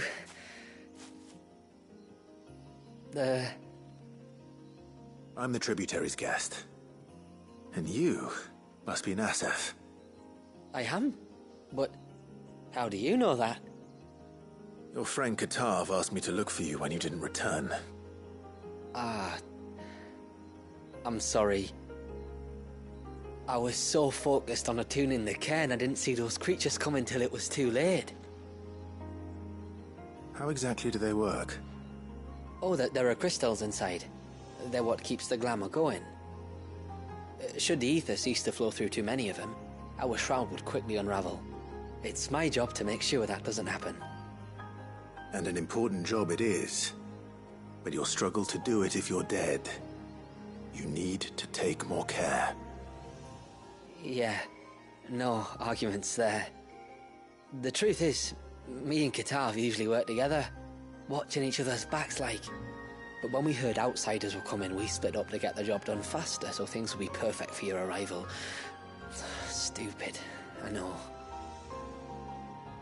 So you found him then? Not before the local fauna did. My arrival seemed to put them off their dinner. Mustn't have been hungry after all. Expect you'll be wanting someone to escort you back to the village then, Nassef. Woods are full of nasties today. When you're next in Haven, be sure to come and see us. You saved my life. It's only right I repay you. If you insist. Take care now.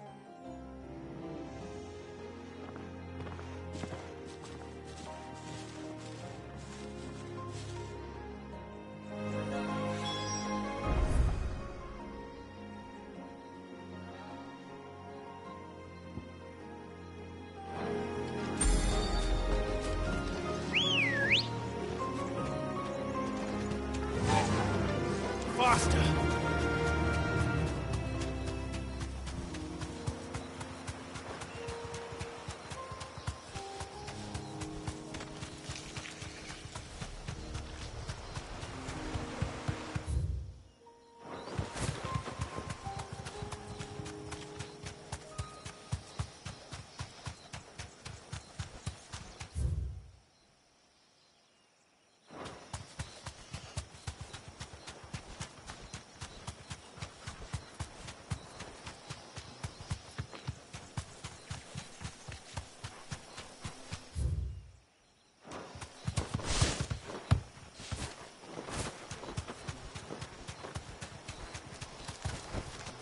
No need to ride from here.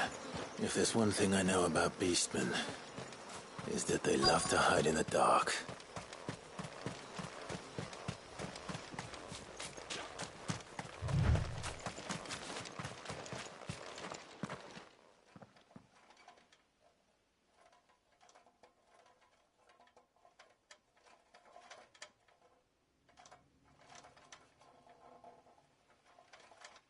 What are they up to? Some sort of ritual.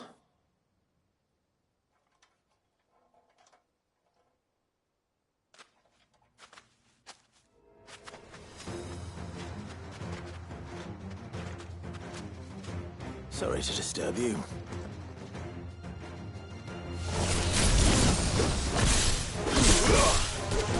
Over here!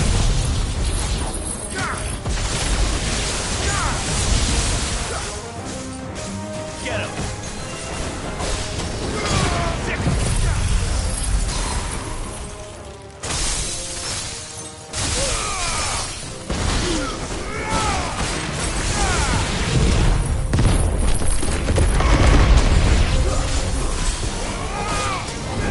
This one.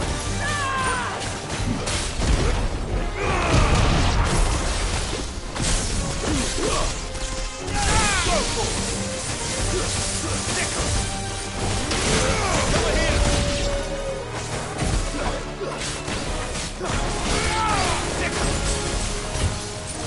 It's over.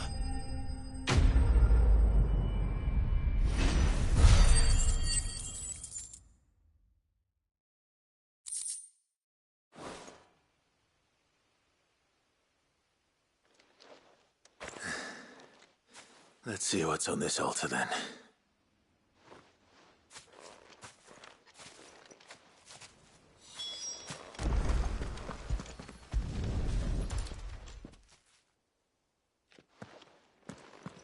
A silver chain. I doubt the Tomberries made it. This must be what Fennec was talking about.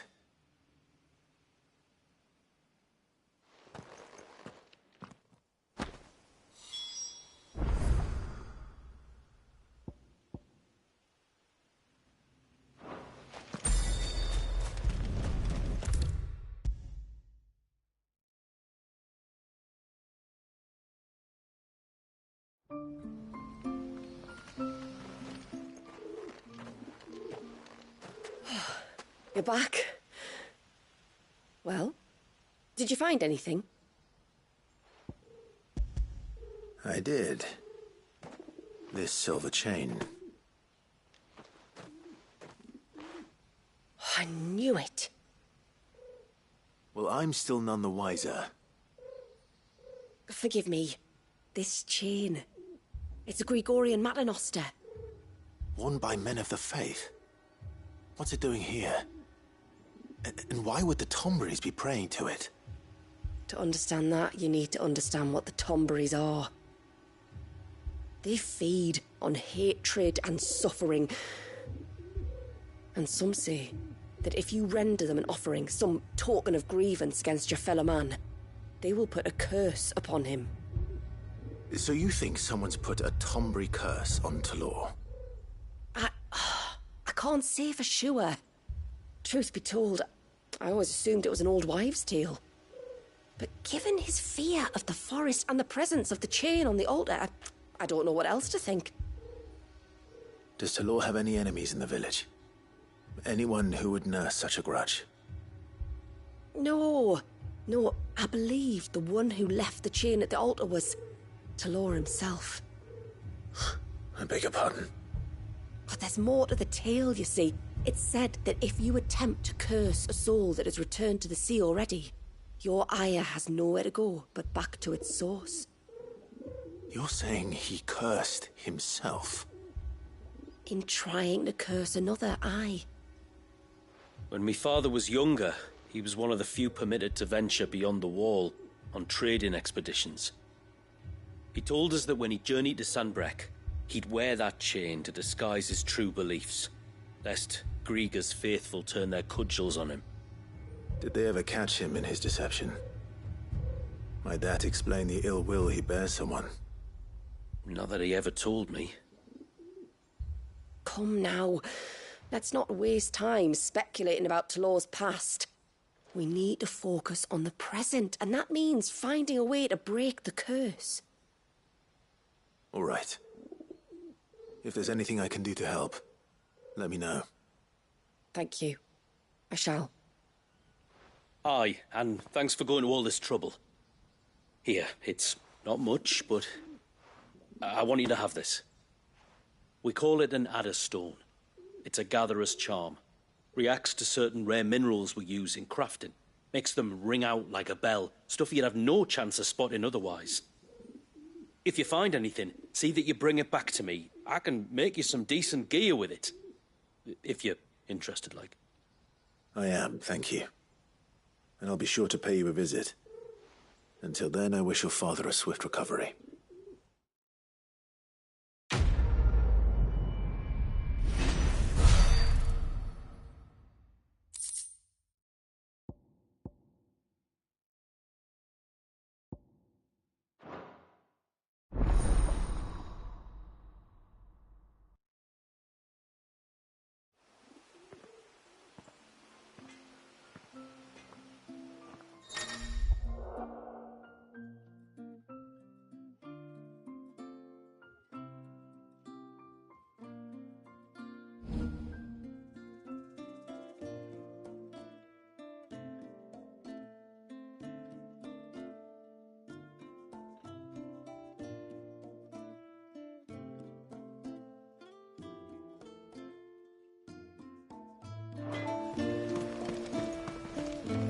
Reckon my steel's just as good as any.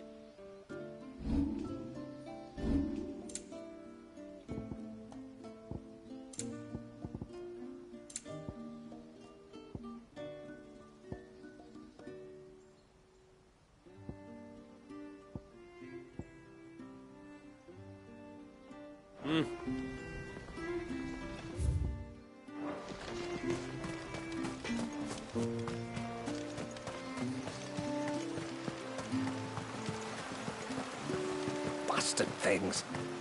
Over fifth. I thought I'd lost you. But you saw. Thank you. Nasef told me everything. If you hadn't got there when you did. Oh, it doesn't bear thinking about. All that matters is that you're safe.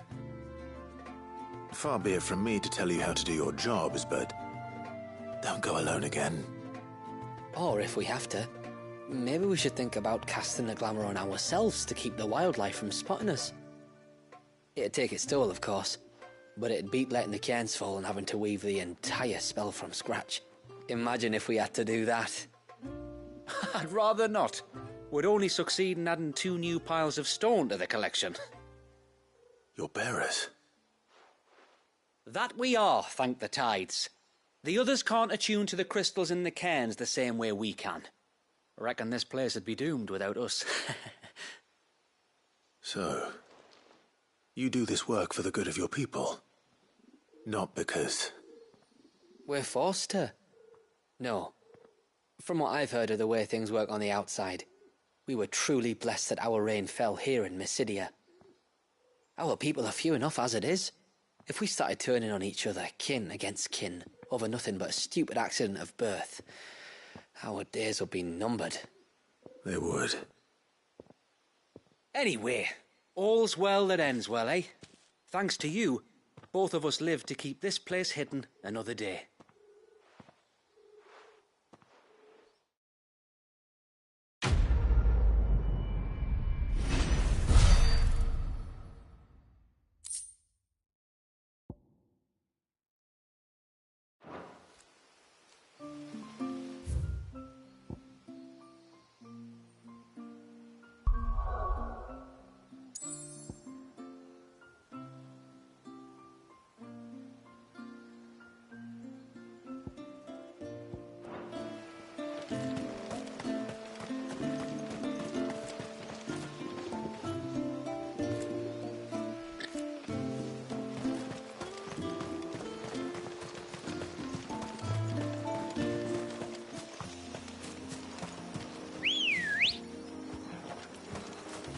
Ready, go?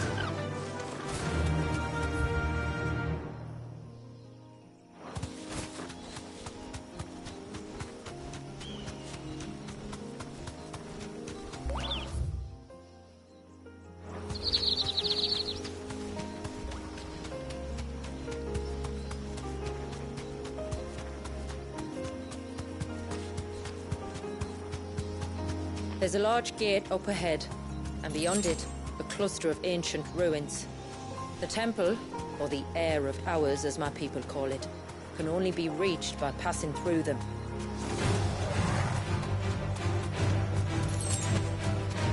The forest is crawling with life, most of it hungry, which is why we make sure this gate stays shut. And why you carry that impressive-looking axe, I presume. Noticed her, have you?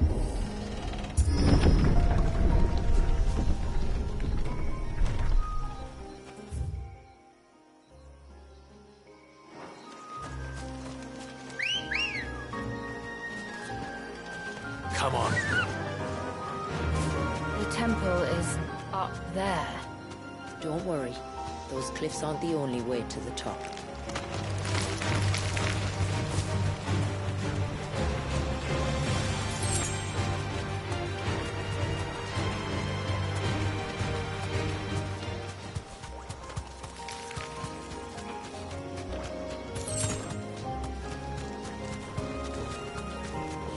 Are these the ruins? Yes. As far as we can tell, they're part of the same complex as the temple itself. To think of all the people who must once have lived here.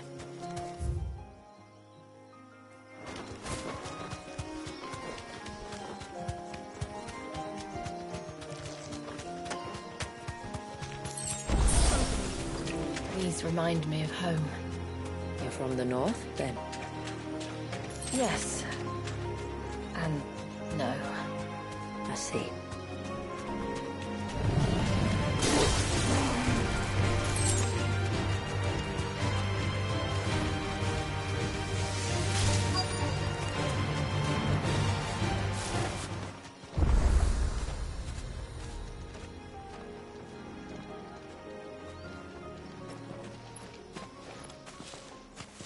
Do you see that cave up ahead? Whoever lived here carved a flight of stairs into the stone within. A way to the top. And whatever it is that awaits us there.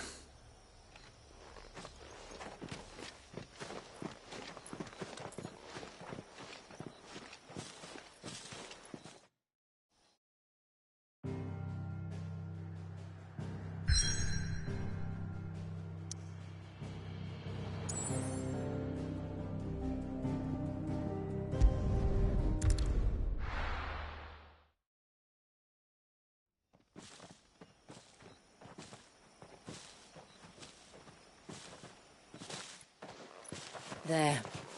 The temple the time forgot.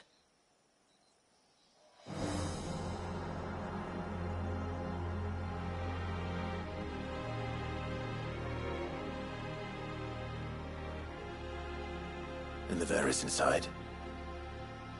Yes. You can see the spell's path from the nave.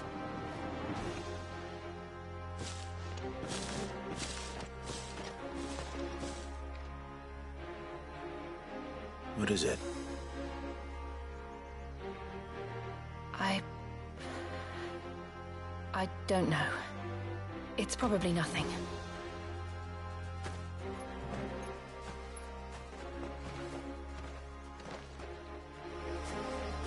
Forgive me, but why build the Vare here? The spell was originally meant to be cast on Drake's Eye, and this was the only place with an unbroken line of sight.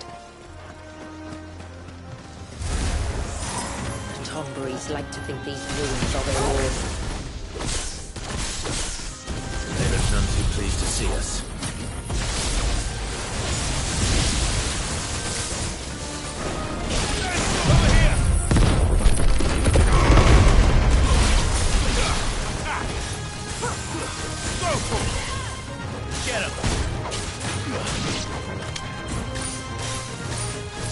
This one. Over here. Pick 'em.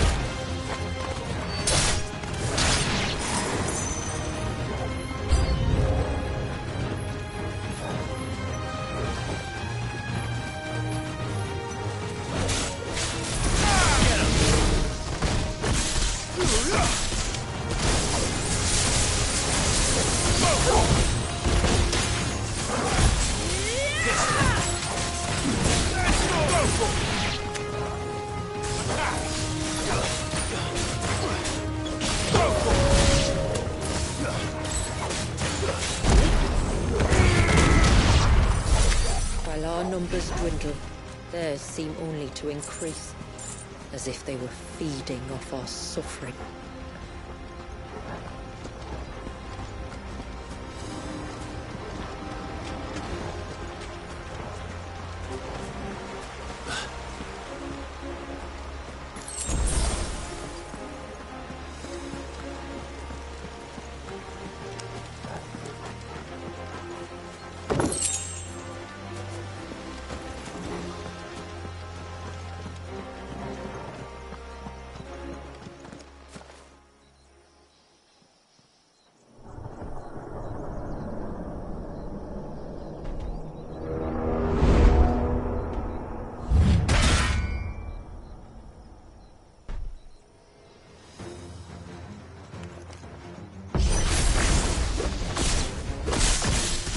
Could this be their leader?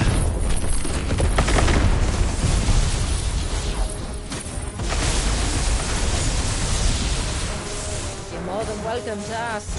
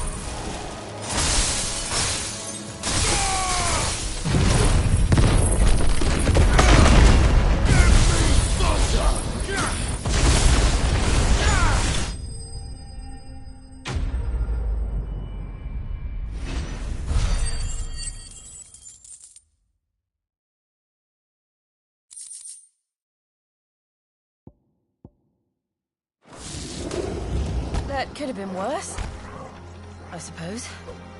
Aye, well, if the forest's taught me anything, it's that there's always something worse.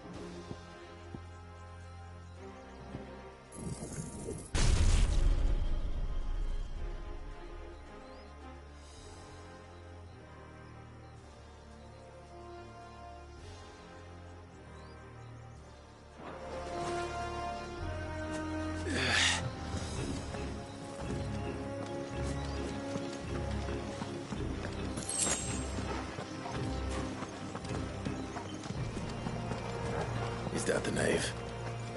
Just inside the dome, yes. But it's what's out here that worries me.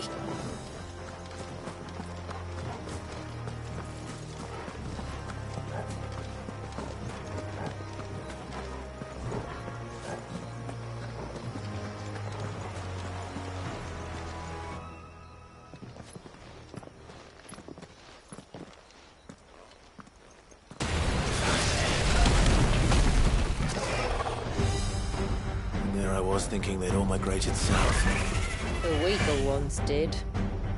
The weaker ones. Did you hear that, Sid?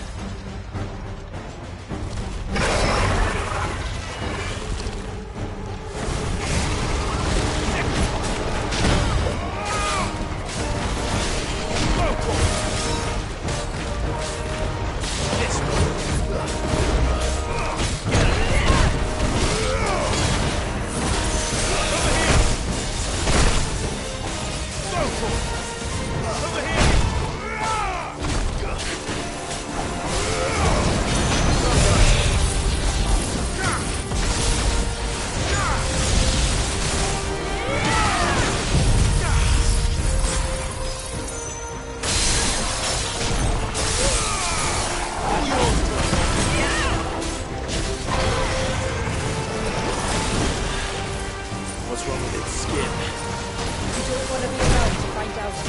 Get back!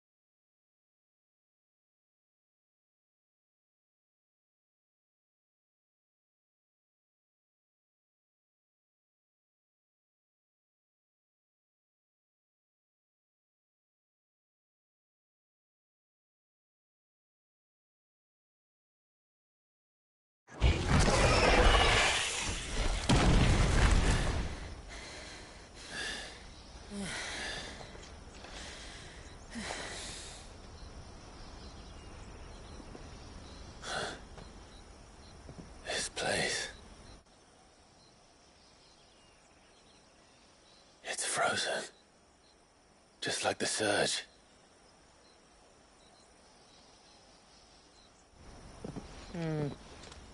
Another of my ancestors' sins.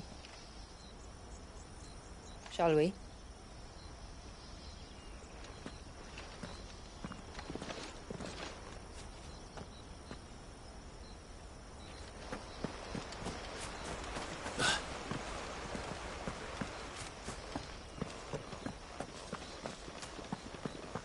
The blue veil shows the extent of the spell's reach. But I can feel its ether from here.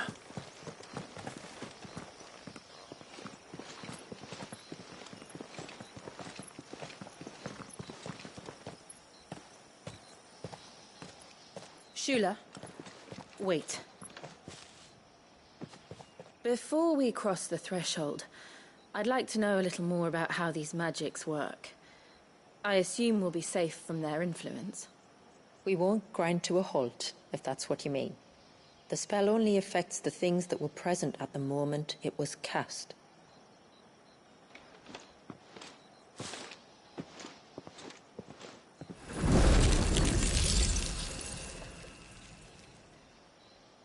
You see?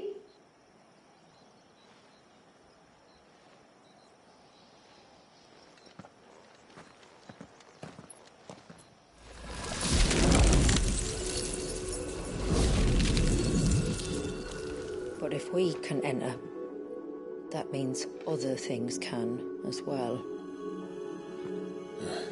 Like the ones we saw on the way here. And worse, probably.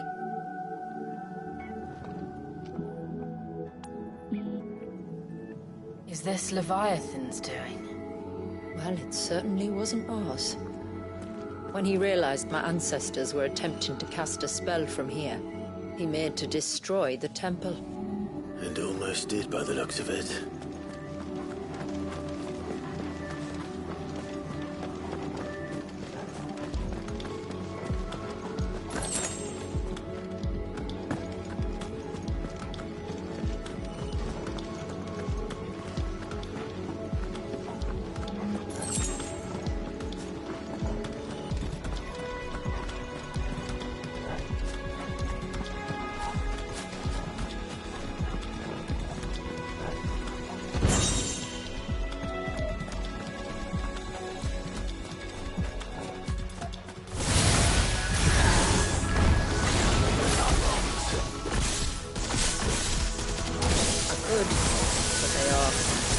Why is it so cold in here?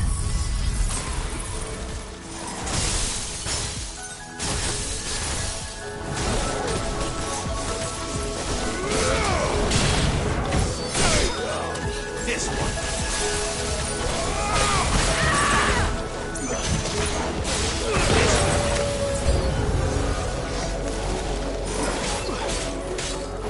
Over here. Get him.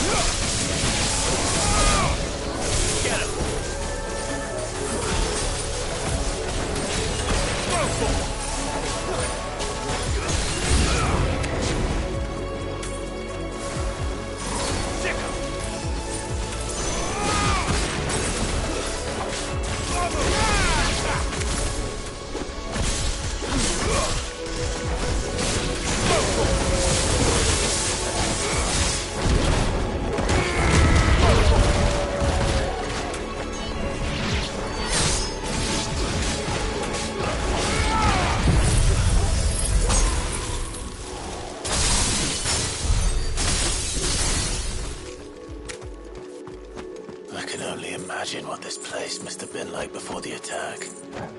This would have been a hall of worship. There was something similar in my father's keep. The priests would deliver their sermons from the dais. Your father?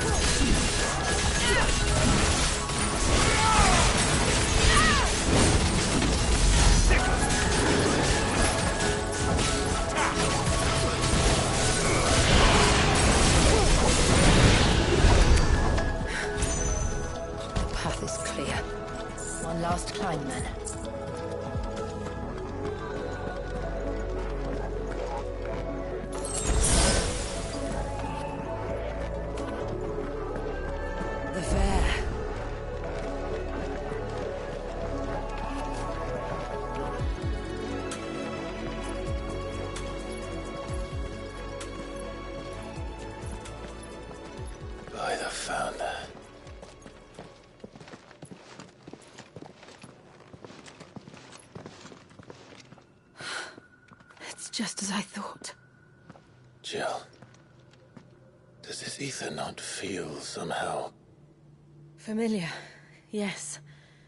I sensed it the moment we arrived, though I wasn't sure until now. You can feel it too, can't you, Clive? She's calling us. You don't mean the witch? I do. Though she was more than that. Much more. She was a dominant.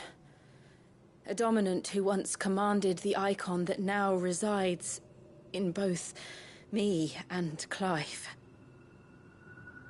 Of course. I don't know why I didn't see it. Who else would have the power to freeze time? None other than Shiva herself.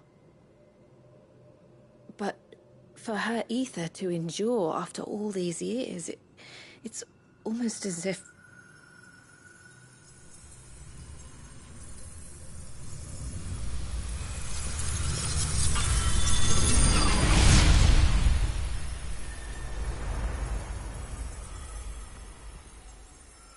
As if she shared it with another, just as Torgal shared in my ice.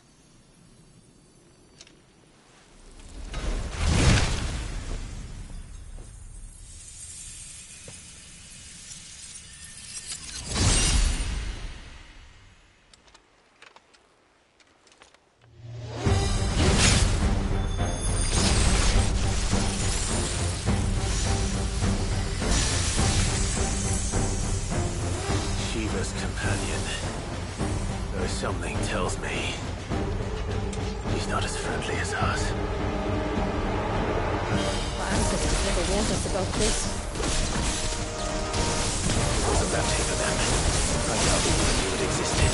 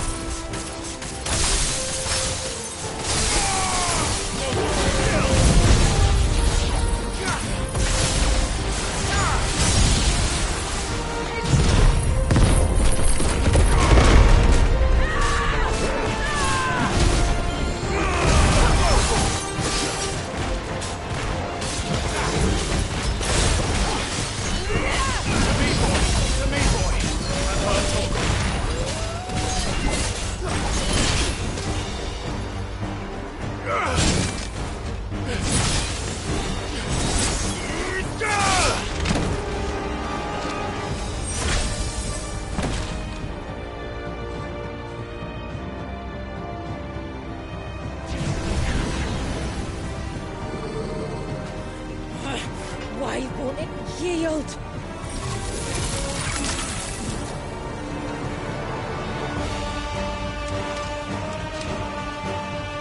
Because it would sooner die than fade its mistress.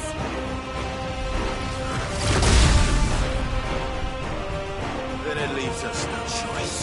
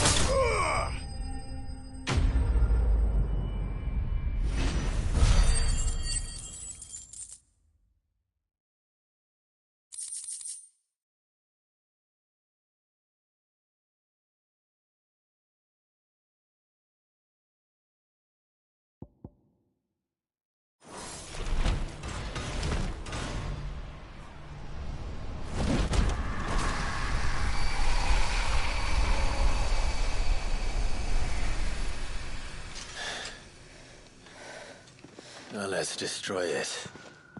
And put an end to this. Wait. The spell must be weakened, not undone. Isn't that what we came here for? Did you ever stop to wonder what might happen to the tidal surge if I unraveled the whole spell at once? I didn't think so. This is going to require a bit more finesse. From wind and light, water and earth, let the silent pall of my ice.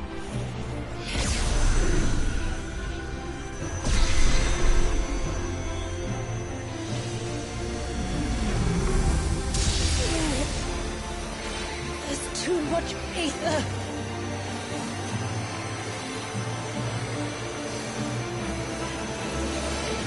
Here. Let me help. Let us help.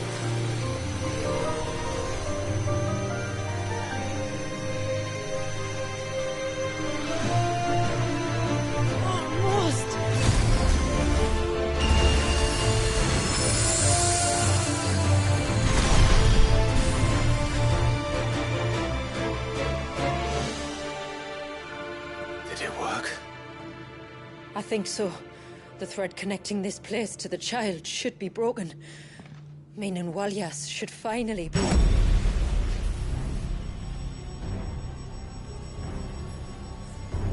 free once more. Leviathan, our most profaned fragment, its divinity defiled by the hand of man, its spirit shackled by his hubris, till Mythos came, bringing release. Now, let the sins of man be redeemed by the hand of the servant of God.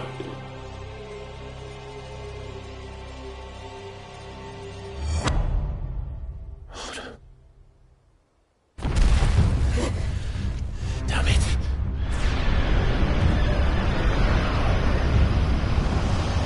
It's happening. Isn't it? It is.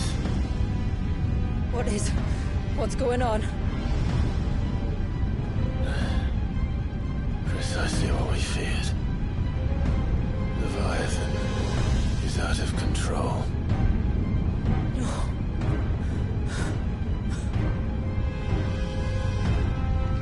Don't despair. This isn't over yet. You should head back to the village and get everyone to higher ground. As for the rest,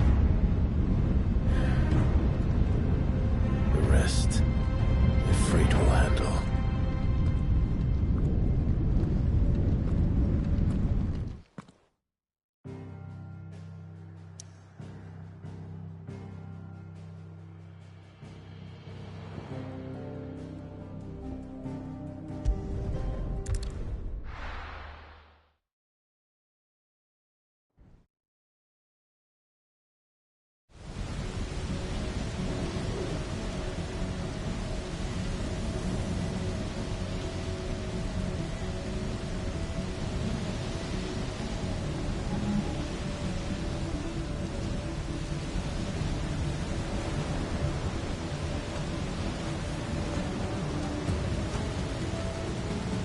After 80 years of imprisonment, I'd be angry too. But I can't let it end like this, Walliers. It's time for you to come home.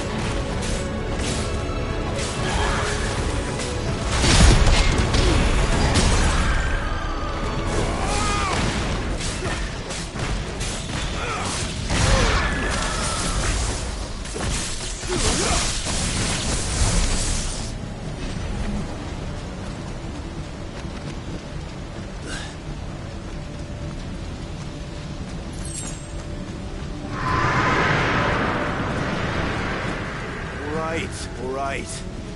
I heard you the first time.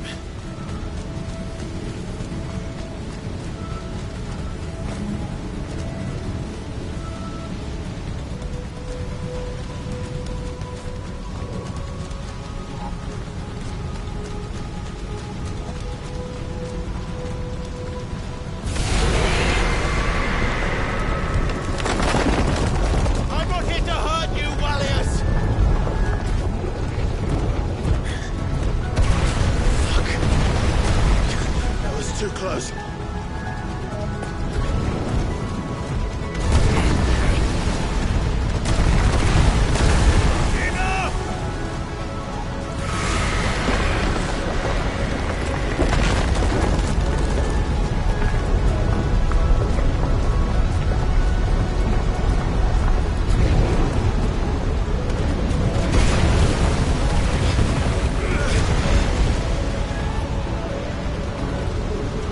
Come on then. No more hiding.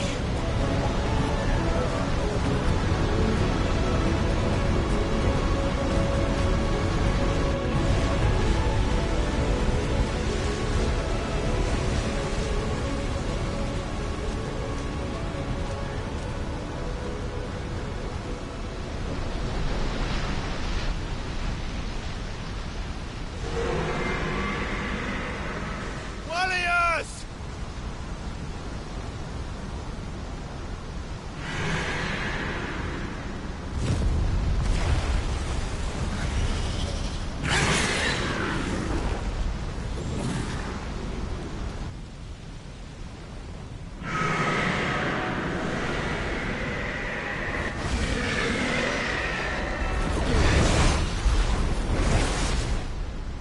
This isn't what I wanted! I only hope you can forgive me.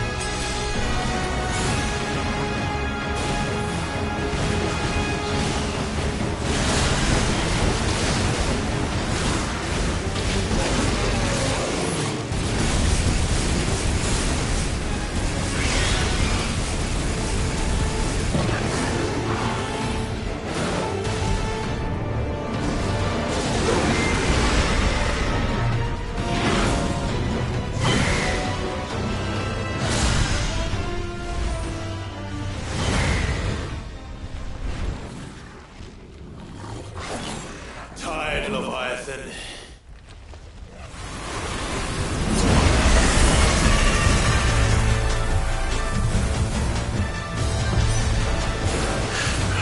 Stop this! I'm not here to play!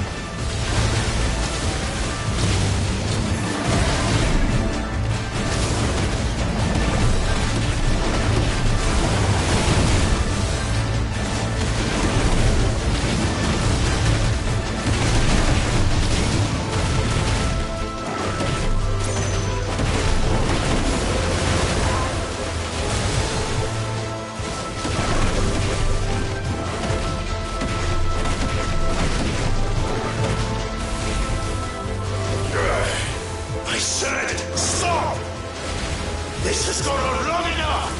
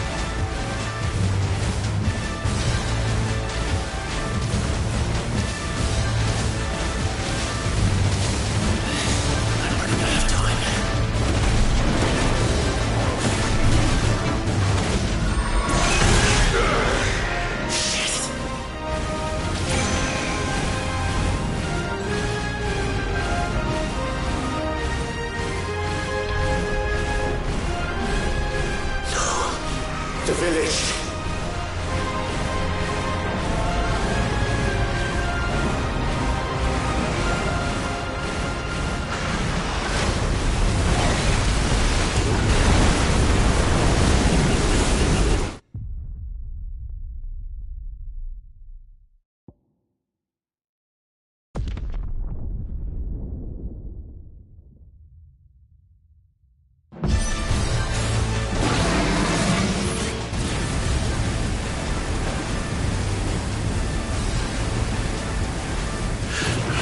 Stop this! I'm not here to play!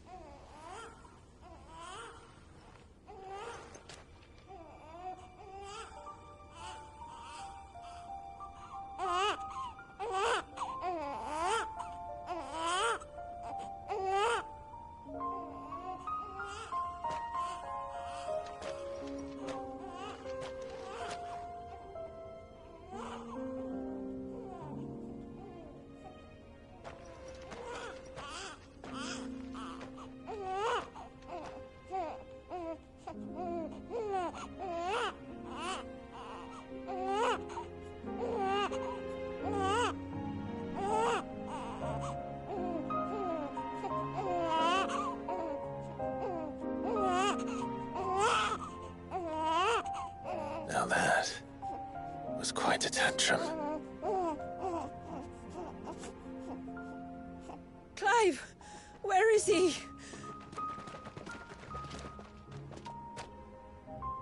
Well, yes.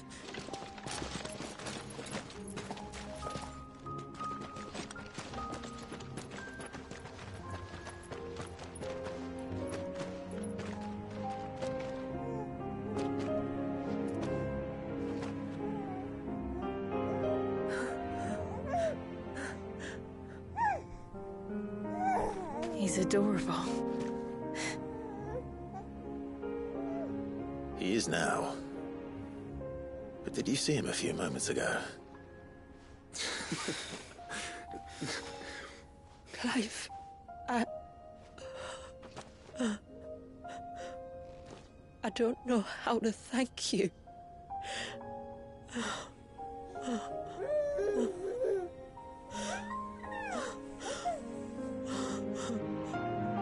It's all right. We should find him a dry blanket, though.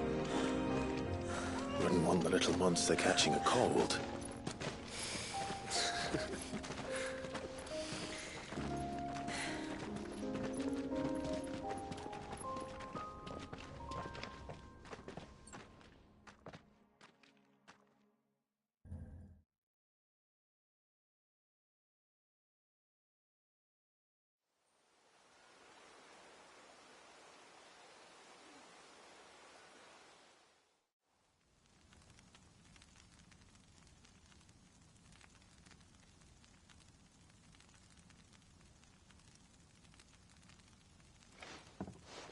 There.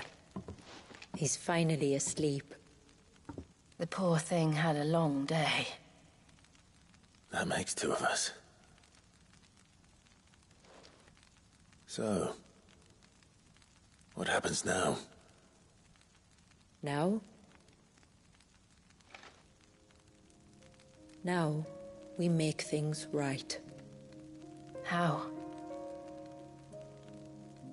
By providing Walyas what he was denied. A place to learn and grow. A family to love and protect him. So that one day, when the wounds in his heart and mind have finally healed, he might decide for himself how he'd like to live the rest of his life. But until then, I'll stay by his side, come what may. Then he's a lucky boy. And not only because he'll have the best warrior this side of the belt to teach him the battle axe. She'll do her best. Shula. The beast that threatened your home is tamed. The empire that threatened your people toppled. Might it not be time to cast off your ancestors' glamour and retake your place in the Twins? Perhaps. It's not as if we have the crystals to maintain the wall much longer. But are we truly safe? Is the world truly ready to accept us for who we are and what we believe? If I remember rightly, you and yours still choose to remain hidden, do you not? We do. Well, your people will always be welcome in Haven, regardless. As will yours in the hideaway. We're allies now. If there's anything you need from us, supplies, food, equipment, do not hesitate to ask. It's kind of you to offer. But we'll manage, just as we always have. Besides, I suspect you'll be needing everything at your disposal if you're going to save the world.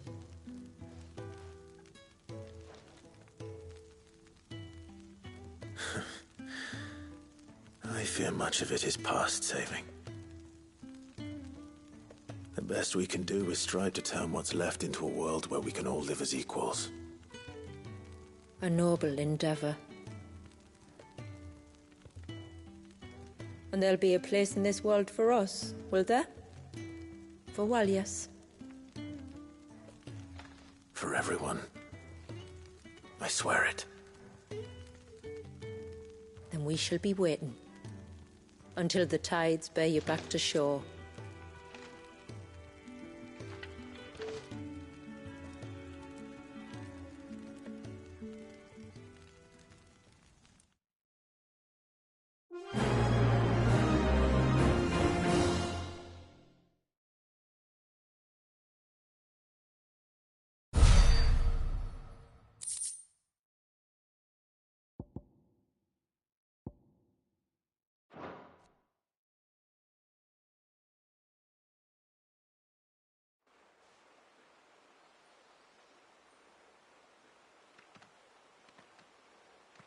Do you think he'll be all right? Well, yes. Only time will tell. But I can certainly think of worse places to spend one's childhood. The Moats of Water are a fine people, and they will take good care of him. Up by the Vare, Ultima spoke to me. He called Leviathan his most profaned fragment, and told me to redeem the sins that had laid him low. Is that so? The sins of Wallius's ancestors were grave indeed. To force him to prime at so tender an age. And to freeze him in time, that he might never know what it was to live. Yet I doubt either of those crimes was the source of Ultima's displeasure. It was that the Icon's power had been put to another purpose than the one he intended. To him, Leviathan must have seemed an aberration. Could that be why Ultima made no attempt to lead me to him? The fear that this profaned fragment might corrupt his vessel somehow. Perhaps. Or perhaps he simply deemed Leviathan surplus to requirements. Having concluded that his vessel might be made to serve his purposes without the full sum of his power. His purposes? There's no escaping them. Even here. Hidden away in Mysidia, the blessing of the crystals proved nothing but a prison. A prison into which Wallius was born, and from which freedom is hard won. If the world doesn't change, if we don't change it, he'll end up suffering the same fate as every dominant who came before him. Then we must change it. That we must. And we shall.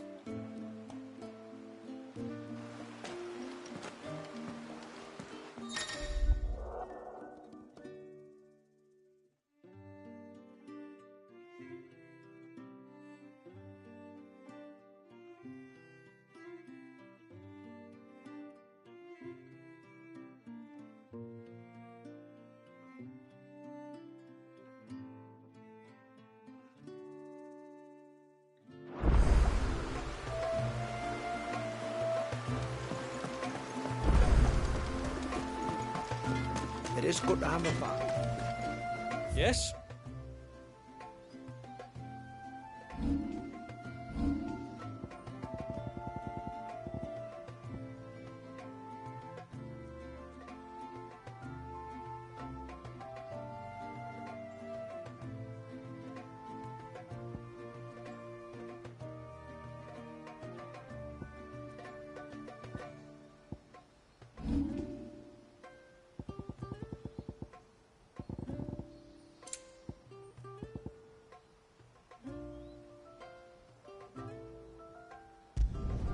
Better than you.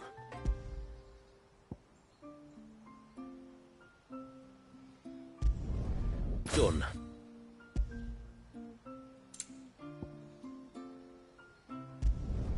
Better than you. Done.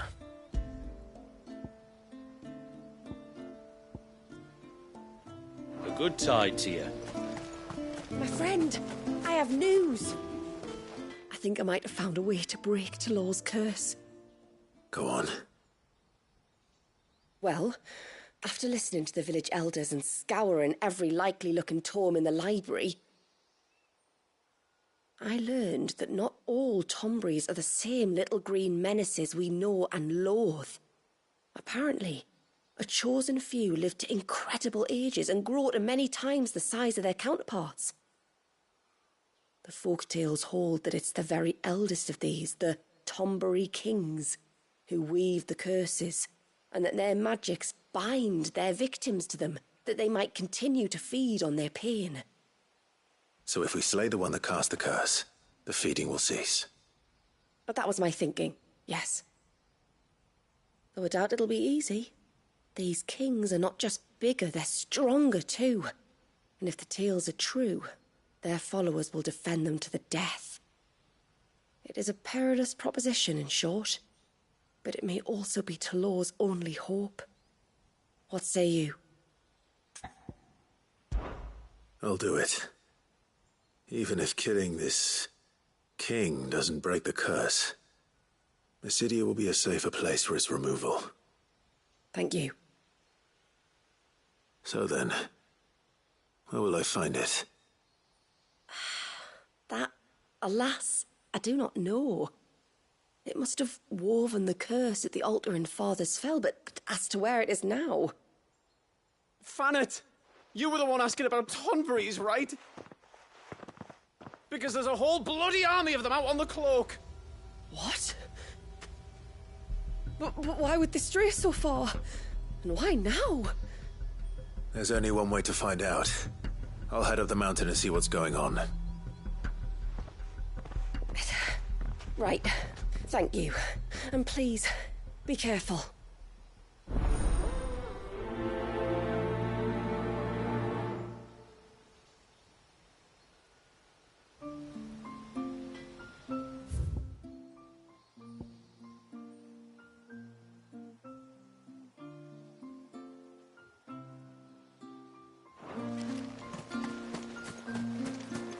Hey, mister! Over here! Please, mister, you've got to help us.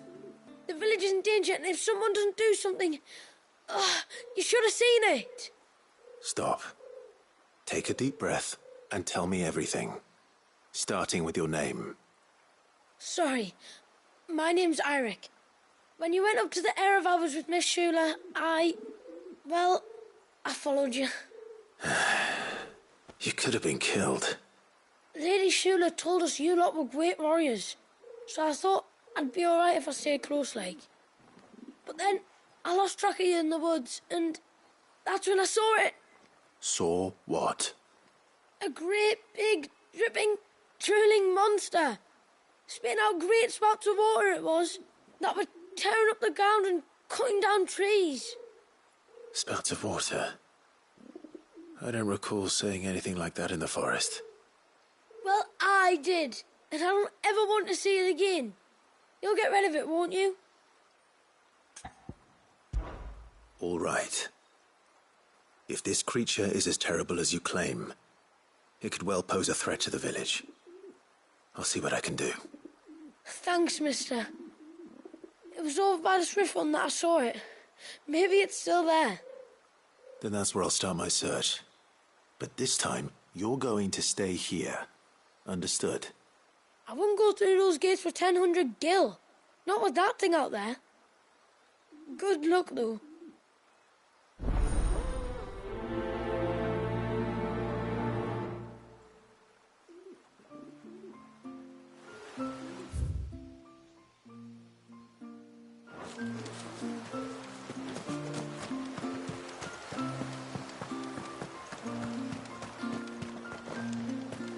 I heard the tributary can fell an ibex from 100. And then I dreamed. My lord, might I have a moment of your time? I would beg of you a service. Certainly. What is it? It's a long story. But before we get to that, would I be right in thinking Lady Shula told you about the witch from the north? Yes. She said that your ancestors found her here, and that it was she who taught them the spell to stop time. She was like Walius, you know. A dominant. The Warden of Ice. My great-grandmother suspected as much. She cared for the poor woman when the end was near. And it was she whose duty became to attend her grave. A duty that was passed down to me. I see. And the service you would beg of me?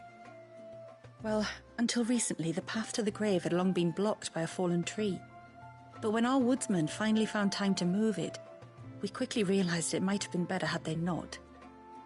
On trying to clear the rest of the path, you see, we discovered that a flock of bloodthirsty beasts had claimed the cliffs beyond. None of us was a match for them. But you, my lord, have proven your strength many times over. Would you drive them away for us?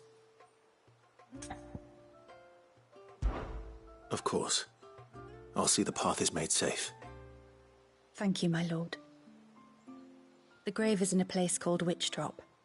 To reach it, one must turn left at the Winged Wains, then follow the path around to the right, deep into the forest. Why so far from Haven? It was where she lived.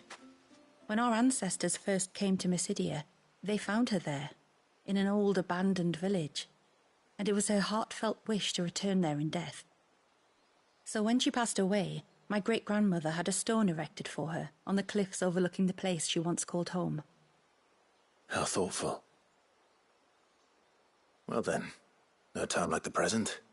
Left at the ships, then round to the right, you said. Just so. Thank you once again, my lord. I will join you at the grave anon.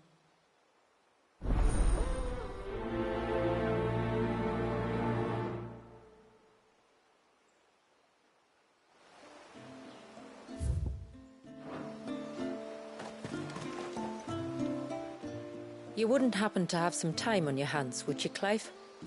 Only I was wondering if you might help me with something else. Don't tell me. Another unruly dominant. Not quite, but a dangerous foe nonetheless. It promises to be quite a hunt. Care to join me? All right. Tell me about our quarry. A fiendish, cold-blooded beast known as a Givra. Normally, we leave such animals well alone, and for good reason.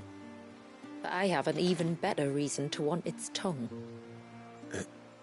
Its tongue? If you'll permit me, tributary, I can explain. Certainly, Yamila. It's been over a week since me sister gave birth to her first child, yet she still isn't back on her feet. We've tried everything to restore her spirits. Physics and nostrums, the laying on of hands and of leeches, but all to no avail. The healers tell me there's only one hope left.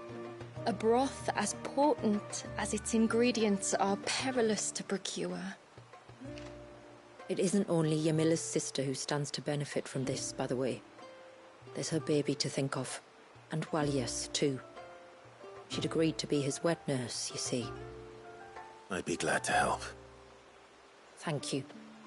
Our hunters have no shortage of skill, but this task calls for more than that. And it won't be achieved through weight of numbers either. The Givra is as wary a foe as it is a deadly one. 2 hunters might catch it unawares, but any more than that, and it would pick up our scent a league away. Then it is decided. The 2 of you will go, while Jill and I occupy ourselves here. Perhaps we might help prepare the broth. That would be most kind of you. Come then, Clive. The river of time flows fast, and so must we. There's a Givra that has claimed the ruins at the foot of the mountain as its hunting ground. But as I say, they are wary creatures. We'll need suitable bait to draw it out. The flesh of a forest ibex should suffice. To the forest, then.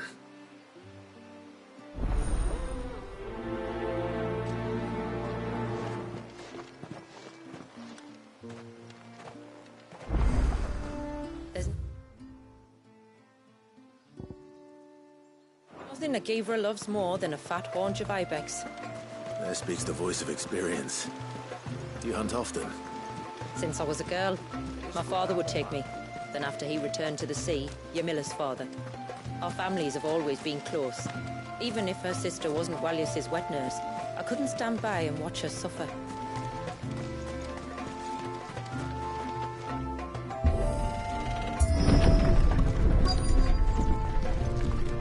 Found her. They're almost at the gate. But they won't be coming any closer. Over here!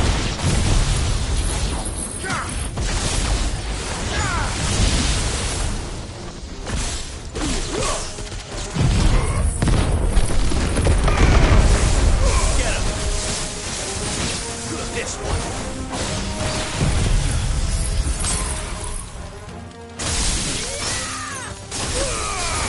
All yours, Torgal.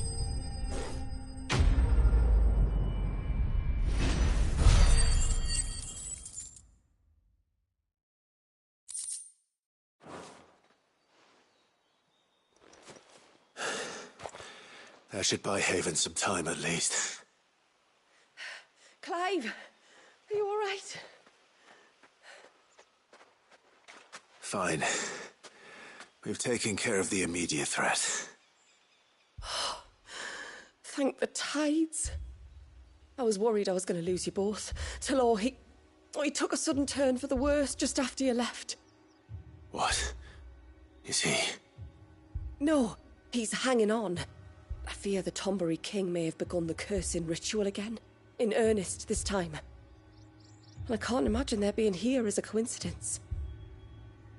I think it might be happening on this very mountain. If it is, it won't be for long. Get back to Talor. I'm going up. My thanks. I shall pray for both of you.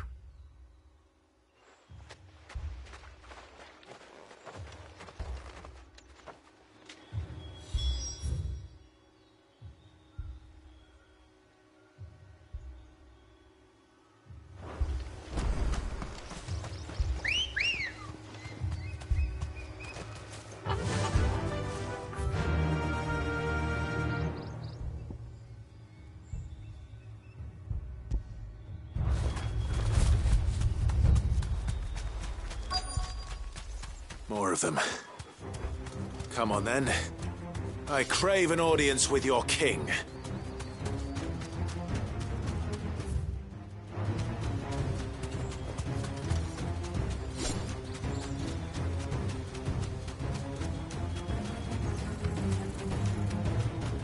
Another group. They don't look very regal.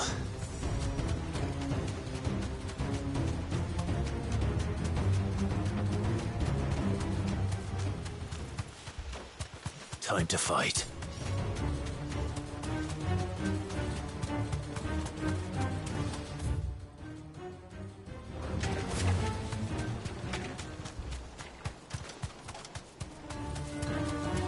Still no sign of the king. Could Fat have been wrong?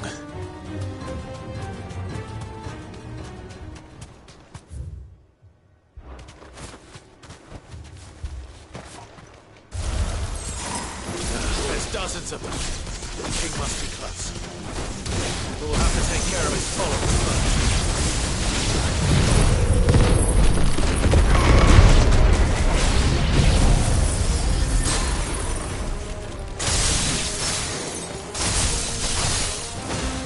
Now that's a lot of Tombrays.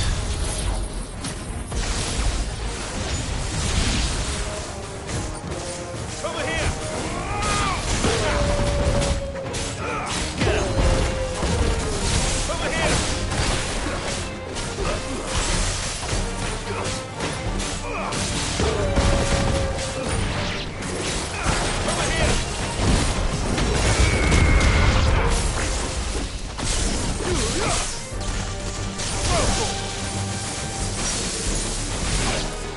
Get him! Go, Torval! Get him! Sick him! It won't be the last!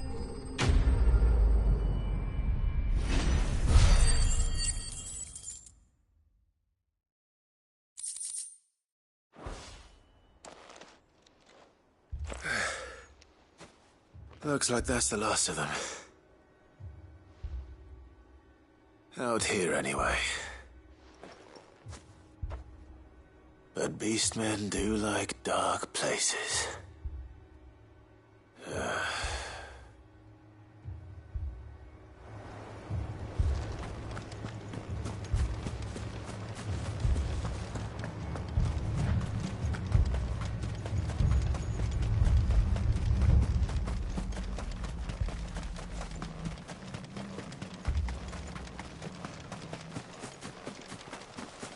Well, I'll be damned.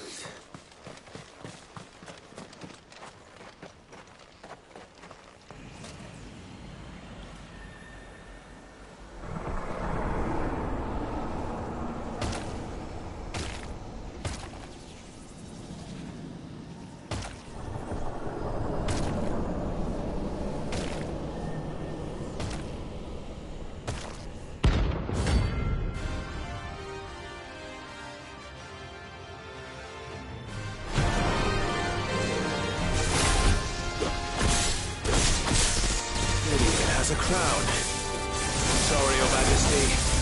But your reign ends here. Over here!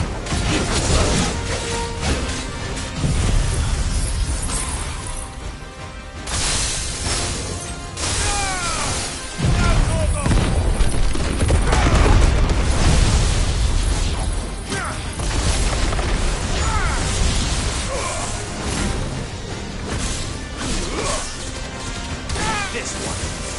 Go for it. Attack. Go for it. Attack. Go for it. Over here.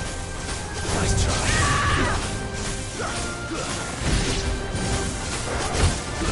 Go for it.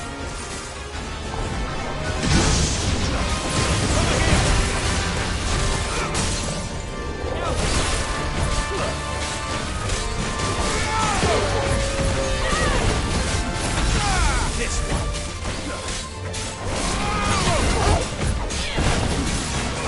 Get him.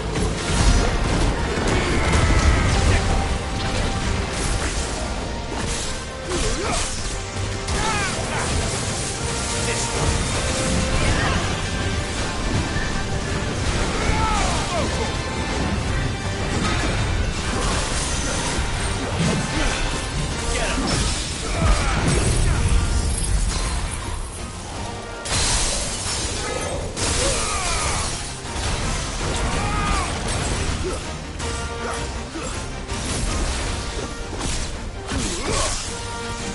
Get him. Over here!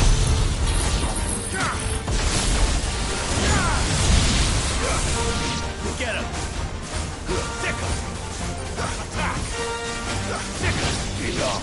This one! Over here! Go for it! Get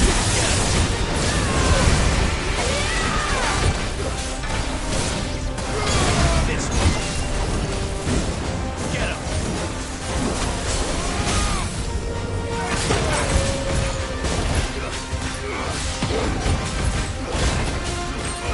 Over here. Go for it.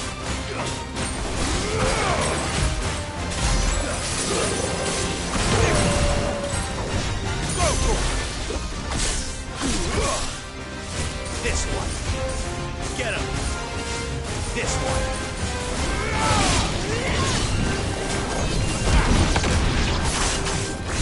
Get him.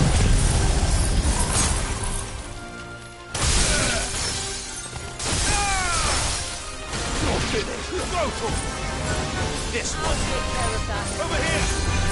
Go for it. Get him.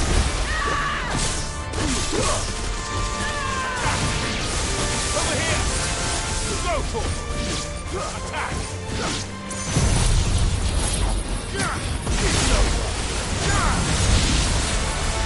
Go for it! Over here! This one! Stick him! This one! Get him!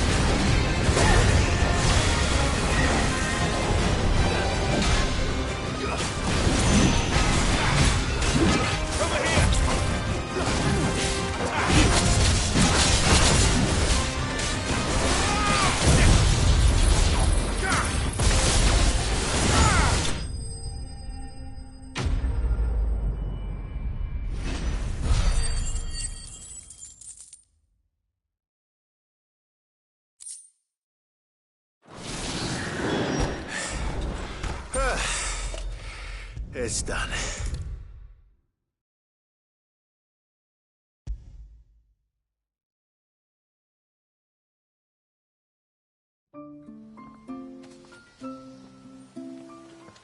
Clive! Is it done then? It is. I was going to ask if there had been any change in Talor's condition, but judging by that smile on your face, I think I already know the answer. You do? Talor! He's back!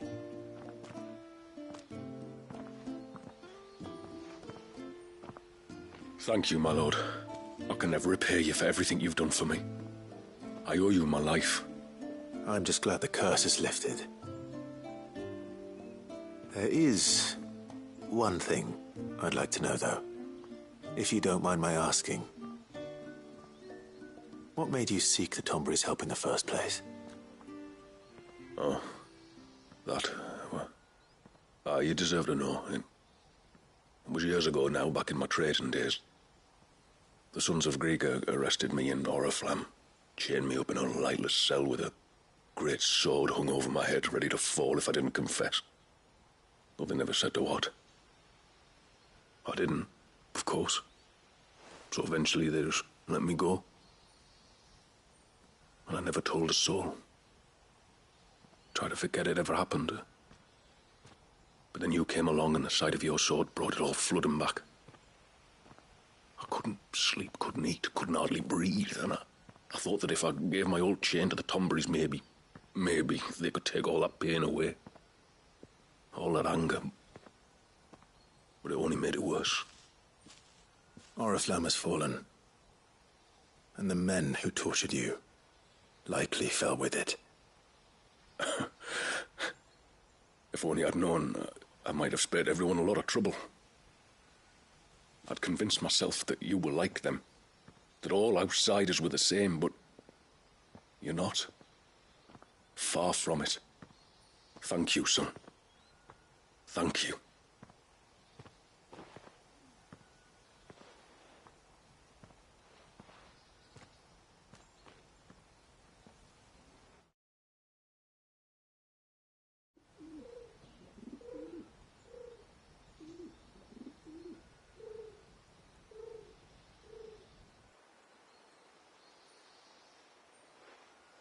Clive, there's something I need to tell you.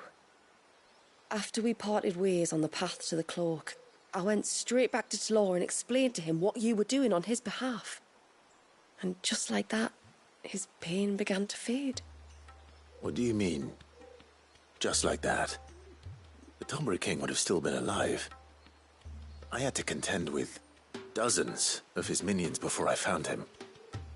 Then perhaps one of them warned him of your coming and he broke off his ritual.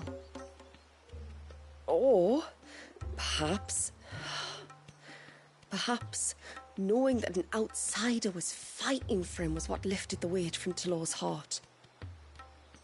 I know from experience that many illnesses are not wholly physical, but of the spirit, at least in part. Was there ever really a curse then? Or was Talor simply suffering from the pain of his memories? And the guilt of what he'd done? For all the difference it makes. I suppose we'll never know. Maybe not. But this much I do know. It was your strength and your selflessness that healed his heart in the end. I'll be sure to tell my healer friend when I get home.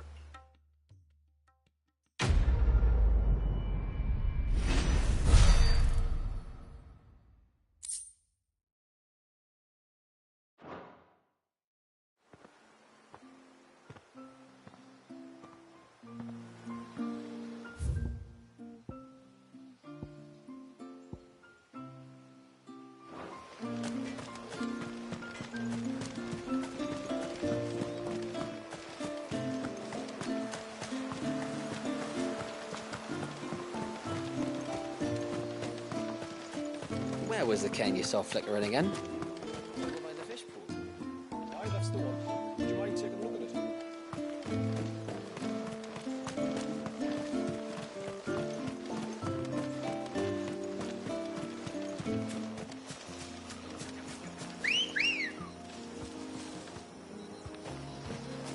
Ready, go?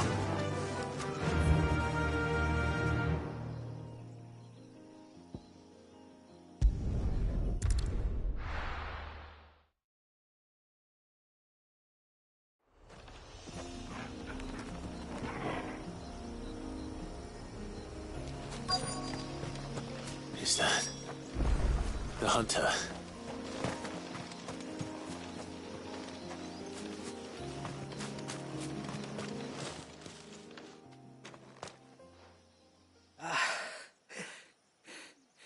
It's you.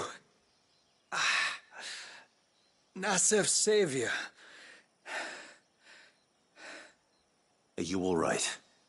What happened? I was tracking an ibex when a great spout of water struck me square in the back. Sent me flying all the way across the clearing. Did you see what made it? No. All I heard was a noise. An ear-splitting din.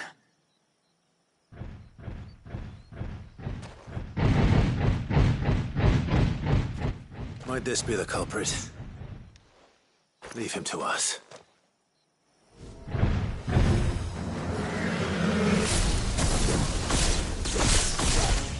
You've caused enough trouble.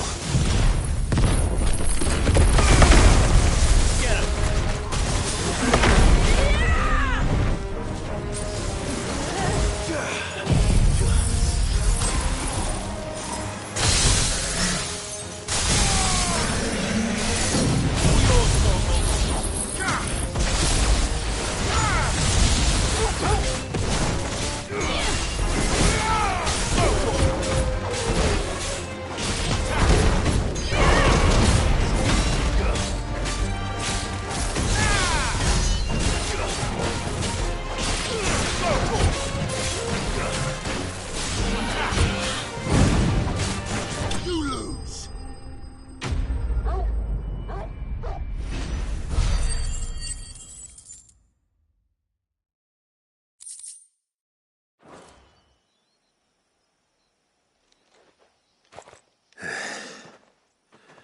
Well, that wasn't too bad. Hardly a threat to the village, but you can't blame the boy for being scared.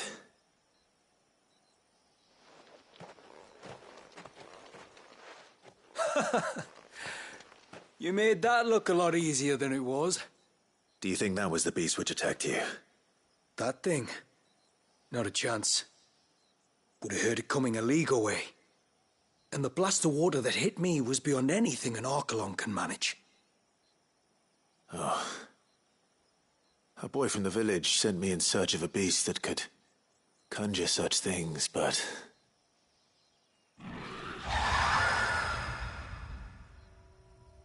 That's it.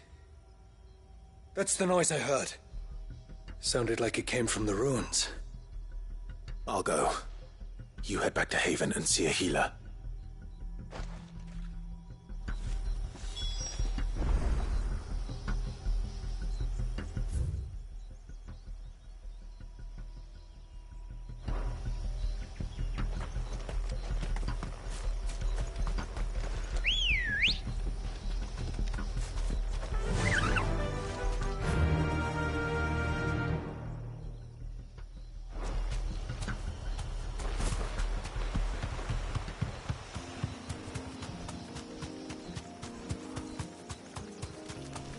This should be the path to Witchdrop. Hungry, Torgal?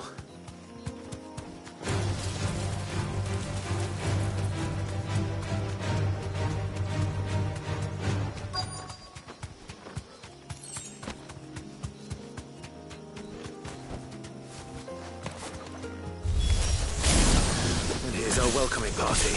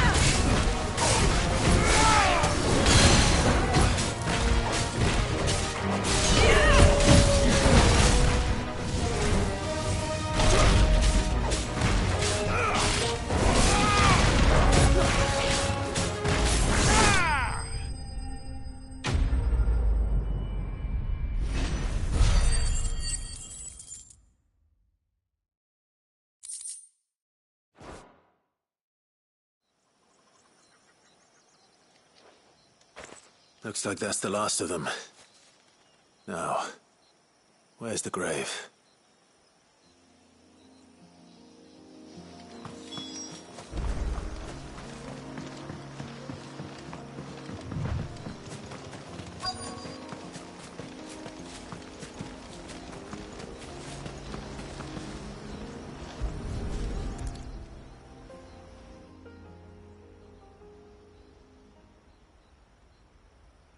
This must be it. My lord, thank you for making the path safe again. Ise. Was that her name? Yes. Hardly the most fitting tribute for a dominant, is it? A rough-hewn stone with naught but a given name engraved on it. But my ancestors had only been here a matter of weeks when she passed. Every day was a struggle to survive. They had neither the time nor the energy to devote to a more elaborate memorial. Yet they spared what they could to grant her wish, that even in death she might continue to watch over her home. She lived down there then? In the ruins? That's right. They were once the living quarters for those who served up in the temple. When the Northern Thanes sent her here to weave her spell, this was where she and her retinue stayed. There were priests, handmaidens, and a knight sworn to shield her from harm. Of course, they were all gone by the time my ancestors arrived, fled or dead in the Western Wars. All except Ise, who remained till the end. Alone. Indeed. At least, that is the story as it's been handed down in Haven. But there is an epilogue to the tale.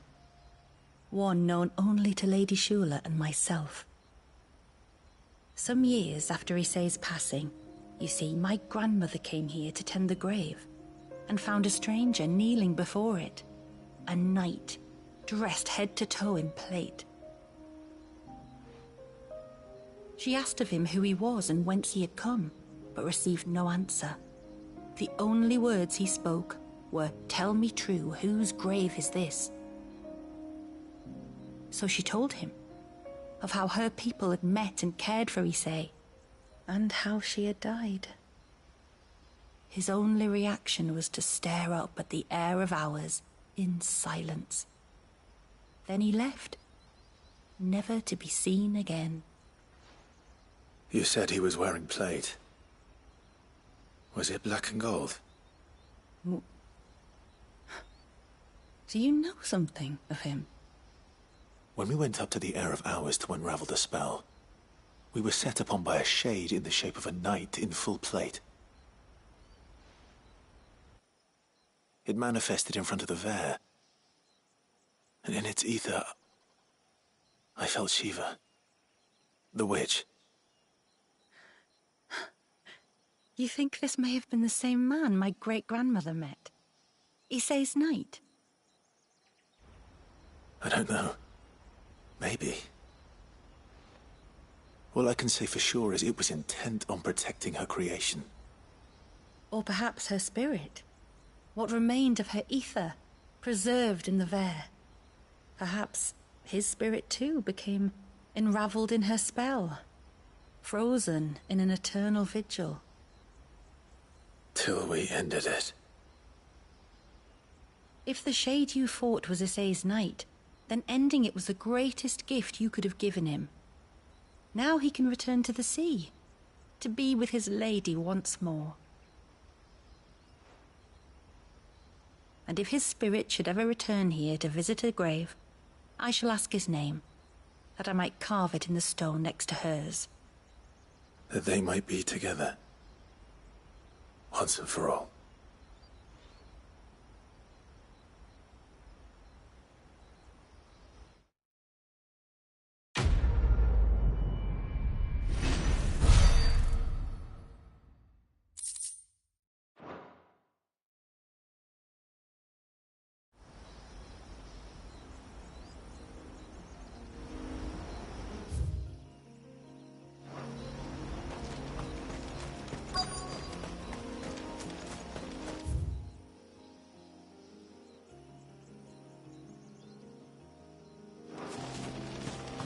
No use calling Ambrosia now.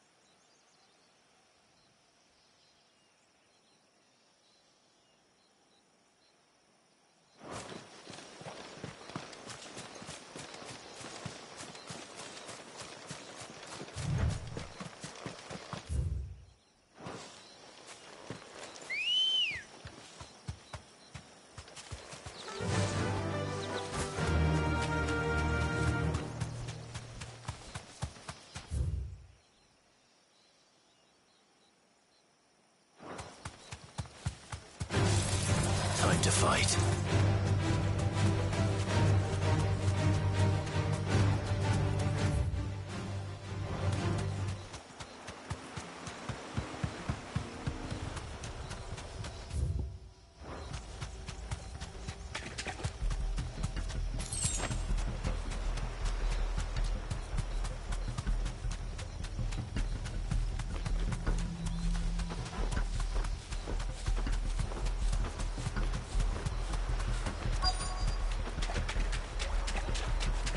What do we have here? Straight home now.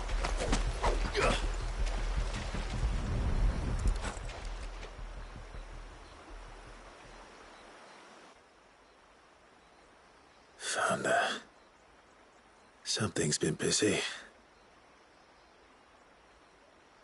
Whatever this creature is, it's out for blood.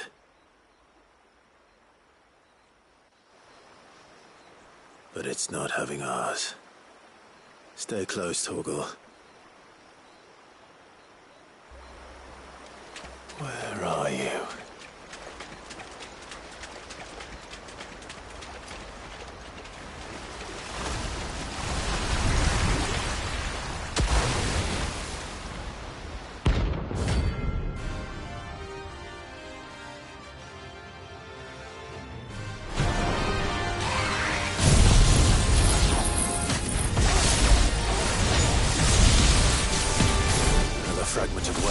rage. I should have known. Time to put you to bed, too.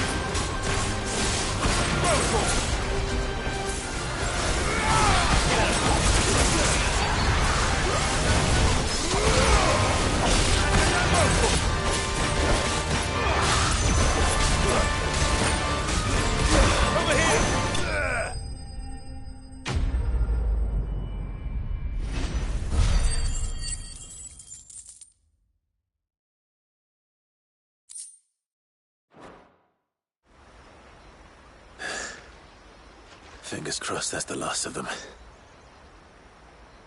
Either way, I should let Eirik know the danger is past. For now, at least.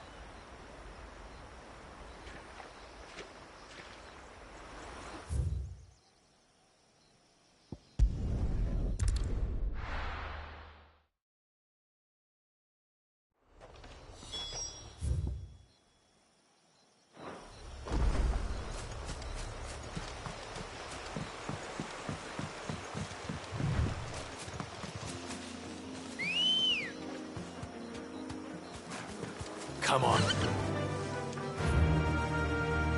Faster! This might take a while.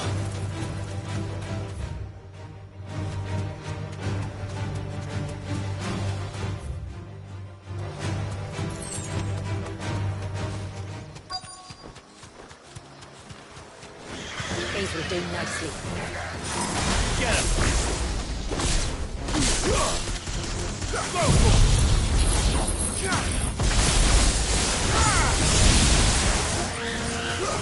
Over here!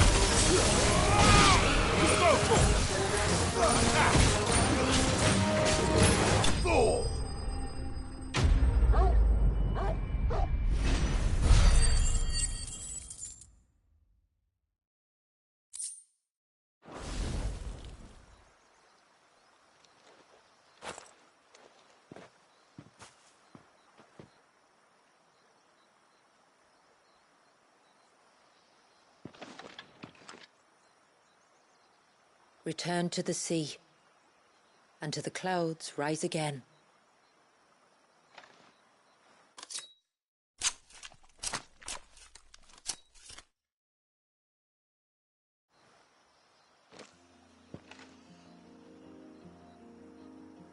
We have our bait then.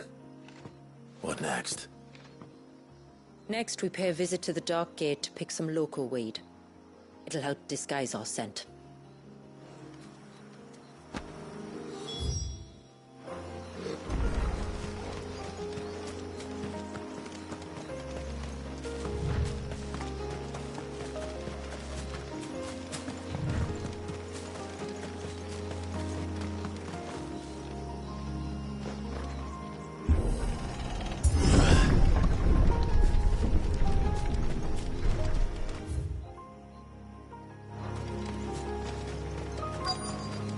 There should be a sprig or two of local weed growing somewhere around here.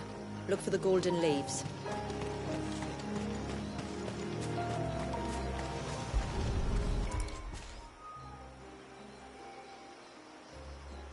Is this it? Aye, that's the stuff. Crush the leaves between your fingertips and rub them on your clothes. If you insist.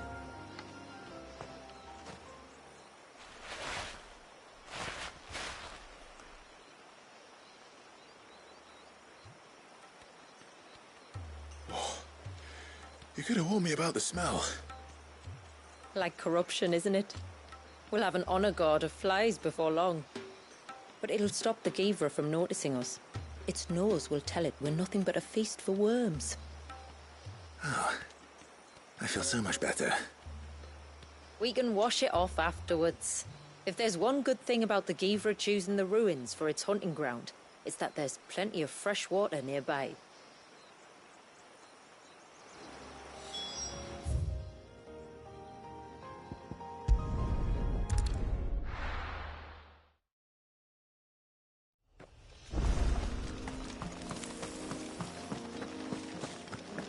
Where should we lay the bait? Givers are creatures of habit. Look for some sign of its passing. It's sure to return to the same place sooner or later.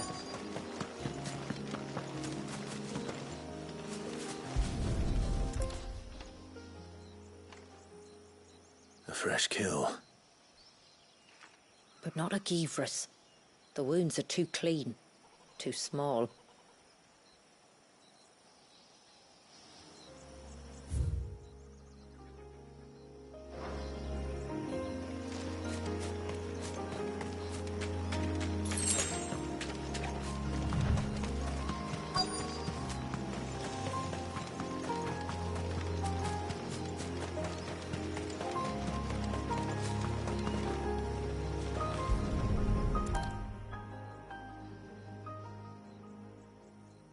These look like a predator's tracks. You can clearly make out the claws. And not just any claws. These belong to a Givra. There's no mistaking them. We'll lay the bait here. Let's hope our friend is hungry.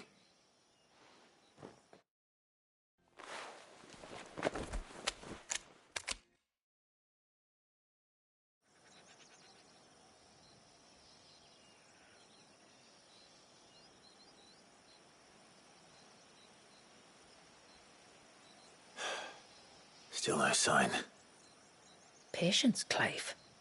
Hunting's not something you can rush. Have you stalked these beasts before? Once. Givers are fast, so the job called for a bearer. But even with my knack, it was a close-run thing. Not many leaders would take such risks for their people. Says the man who battled an icon to save a boy he barely knew. It is the way of the moats of water to use what gifts we've been given for the good of all. And I gather it's your way too. It was Sid, the man whose name I bear. He fought for his people and their future with every fiber of his being. I'm just following in his footsteps. In many ways, you remind me of him. Me? You're confusing daring with desperation. Quiet. Something's coming.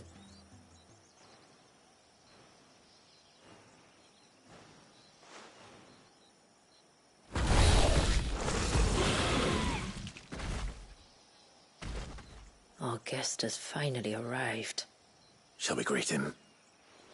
It'd be rude not to.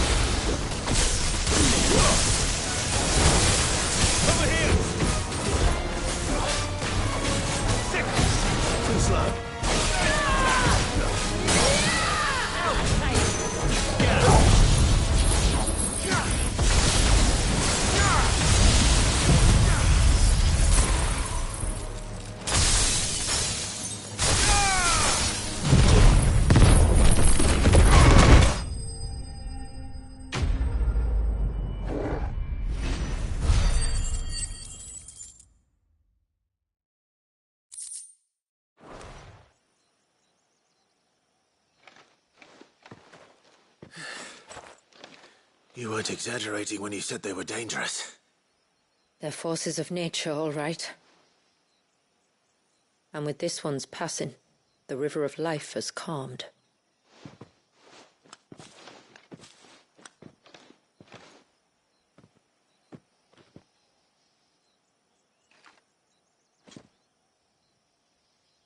O roaring torrent, son of storms, may your spirit run free in the open ocean.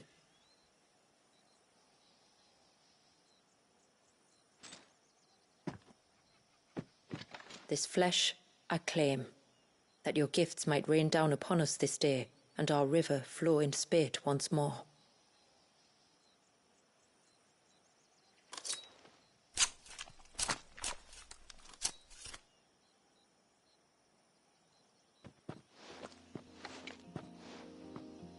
Well then, let's return to the village. We must get this tongue to Ymilla before it spoils.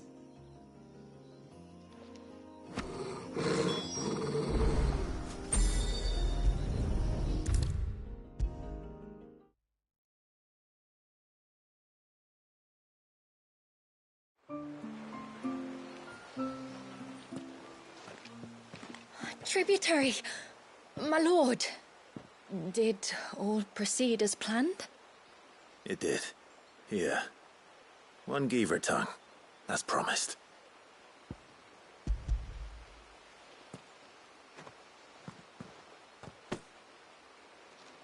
Oh, thank you.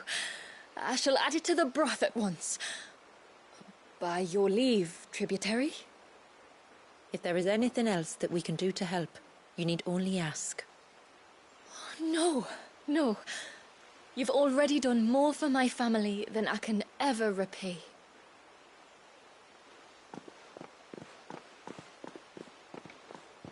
Just as you have, Clive, for my family. I only regret that I have nothing to offer you in return but my gratitude. It's more than enough. Besides, I'm no less grateful to you. For what? For welcoming my friends and I into your midst. For showing us how your people live. For reminding me that the world we strive to create, where bearers can live alongside their fellow men in peace and comfort, is no mere fantasy. I'd hardly call it comfort. Every day is a struggle. Though we do at least struggle together, it's true. As must we all. I only ask that you remember the cost of using your gifts as a bearer. I know that you feel it's your duty to do whatever you can to help your people. But you have a child to think about now. And Wallis has lost enough. I shall bear that in mind. That's all I ask. Oh, and if there is anything else that we can do to help, well, you know. Thank you. Truly.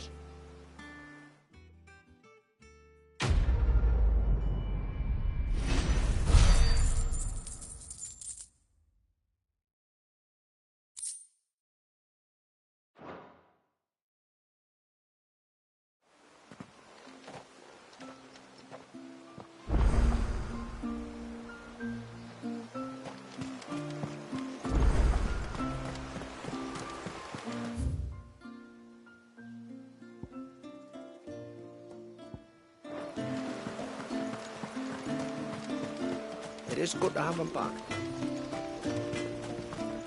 I'm so sorry for all the trouble. How many times do we have to tell you? You're back! So? Did you find the fiend that attacked me and young Eirik here?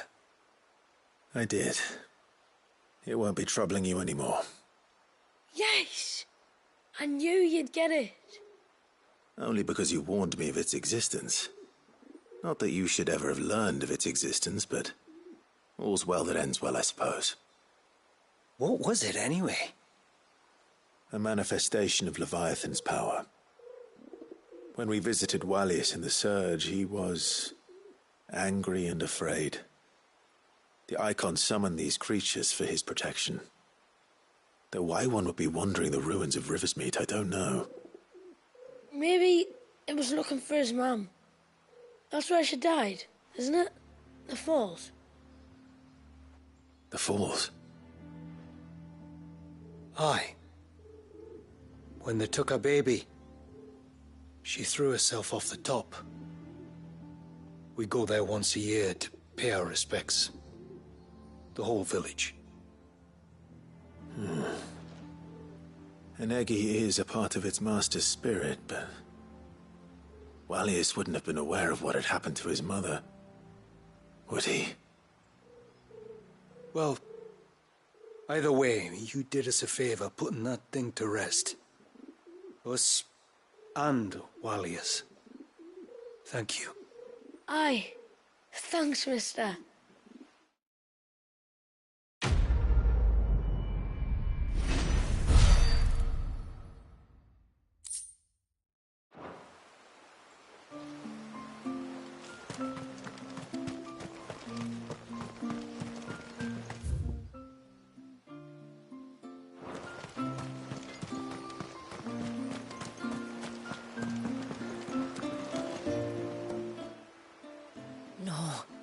It has to be him. What has to be who? If you, don't mind my asking. It's not your asking, I mind. It's my explaining. But I don't see any other way around it. You see, when a baby is born here, we hold a ceremony to welcome them. The rite of immersion, we call it. But I don't know whether Wallius was ever afforded that courtesy. What is abundantly clear, though, is that my ancestors never welcomed him as one of us. And I want to change that. The problem is, the ceremony requires 3 ministrators. The baby's parents and a witness.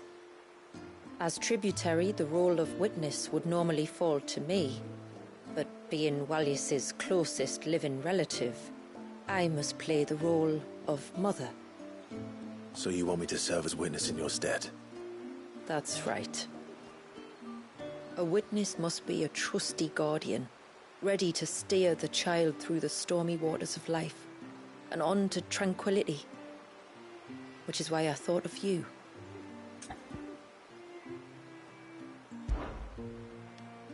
It would be my honor. Thank you, Clive. So, if you will serve as mother and I as witness, who will take on the father's role? I have a younger brother. He should be making ready for the rite as we speak, though whether he is or not. Let me introduce you. Please do. If he's anything like his sister, I'm sure we'll get on famously. I'll bid him come to the Witten Hall. Will you wait for us there? Gladly.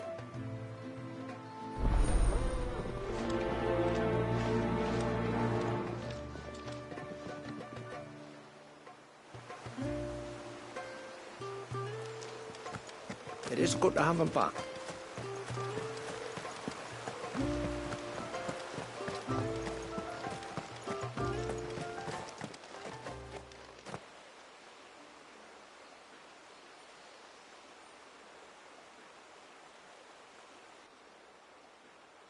Clive, my brother. If it isn't my old mate Sid! You? So you do remember me, even stripped of my cunning disguise? I'm touched. You two know each other? My friends and I crossed paths with your brother on our hunt for the dusk crystals, during which we saved his life. 3 times, was it? 3, 4, who's counting? All I know is when Shula mentioned she'd called in Sid the Outlaw to help young Walyas, I could be sure that the little rascal was in safe hands. I mean, having seen you in action back at the tower, I know exactly what you're capable of. So the mercenary you met in the Sage Spire, that was Clive. And he saved your life? That's a rather different story from the one you told me. And a far likelier one at that. It would appear my family owe you twice over. Whether they admit it or not. Honestly, Fammy, would it kill you to tell the truth once in a while? What? I said sorry, didn't I? How about we save the, recriminations until after the ceremony, eh? Speaking of which, what does this ceremony involve exactly? It's simple, really. We each say a short prayer and anoint the child's head with holy water. Nothing too onerous, then? Not about the rite itself, no. But it does call for some preparation. One of the witness's responsibilities is to collect the holy water, you see. 3 phials for the 3 ministrators, each taken from a particular place. Don't worry, though. It's not as if you have to go alone. I can show you the way. I'd appreciate that. Famiel, you stay here and ready the Witten Hall. Leave it to me. If there's anything Jill and I can do to assist you... We'd be glad to help. Thank you both.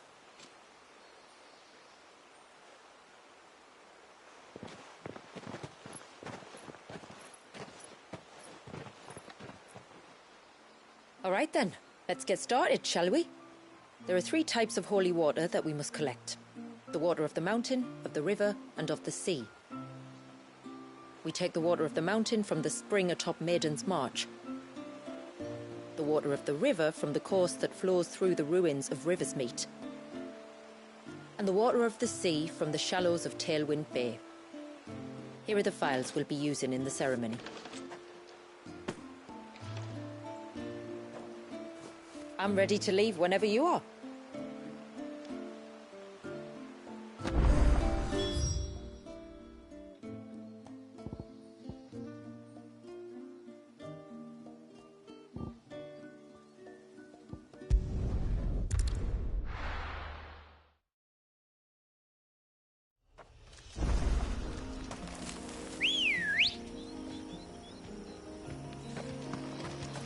pretty girl.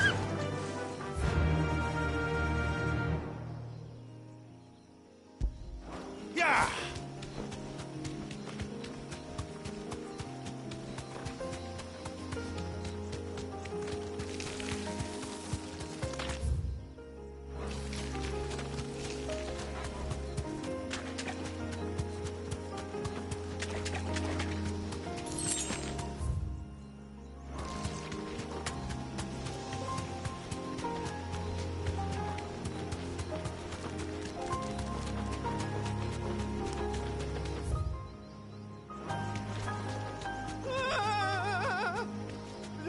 Stay back!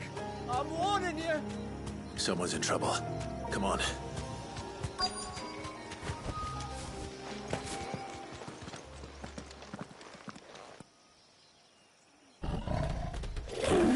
Help!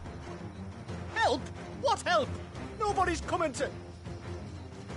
Help? We're here to help.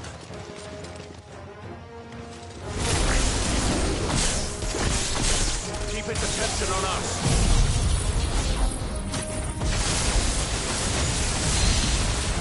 I'll do more than that. Get him!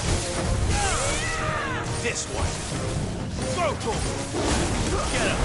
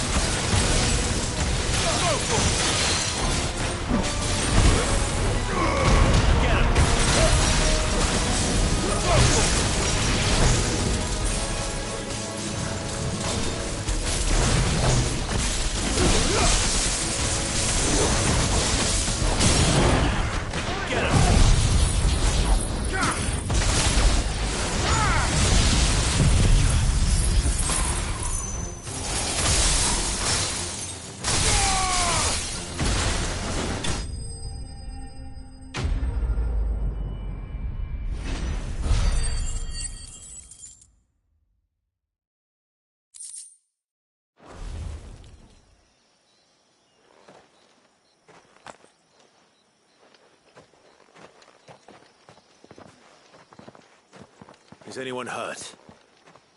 Oh, Sid! Thank all the clouds in the heavens you came. You saved us. Again! Would you two care to explain what you're doing up here? The chief sent us to fetch incense for the ceremony. So the Witten Hall smells nice. For the little Ben. You mean to tell me you braved this den of deadly beasts for some tree sap? You don't have to do everything he says, you know. Or if you must, at least have the good sense to ask one of our hunters to accompany you. We're sorry. It's fine. Just go back to the village before you get yourselves into any more trouble. Right you are. Oh, and thanks and that.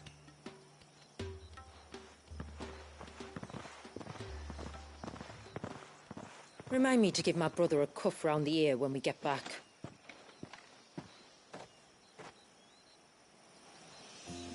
Right then. Let's collect this water, shall we?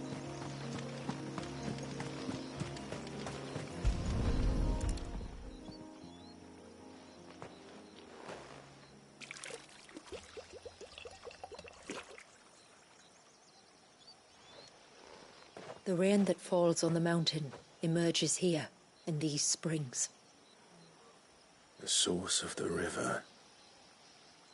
The source of life. Precisely.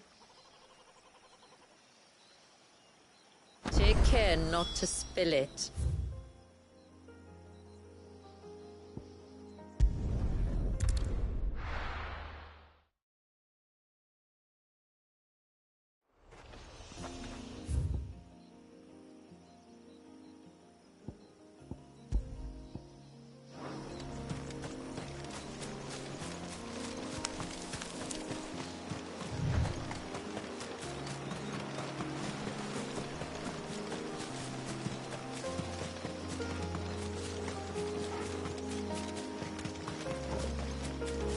We can collect the water of the river from here. All right.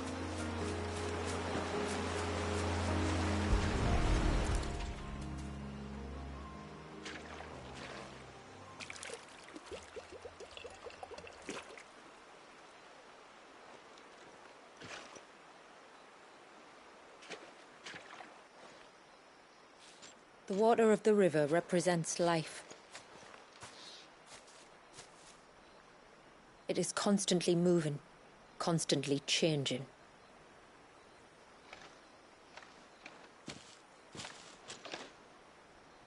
And though its course may twist and turn or branch into 1,000 separate streams, it always flows in the same direction, from source to sea, beginning to end.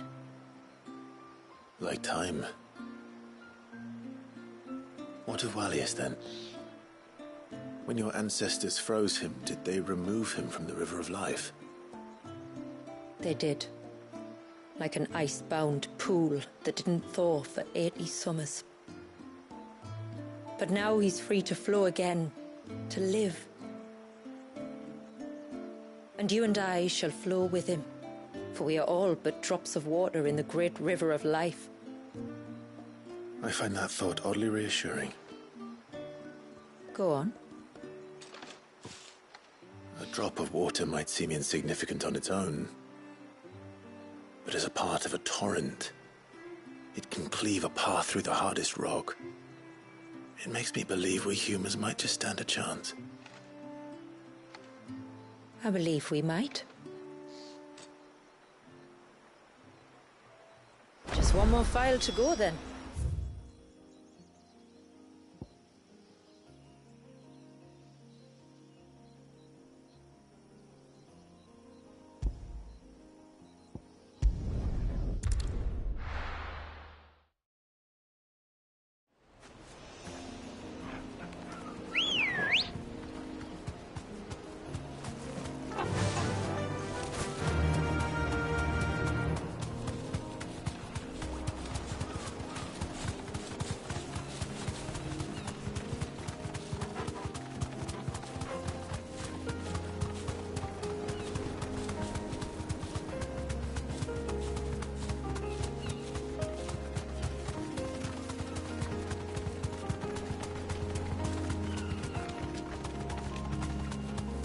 This path leads down to the coast.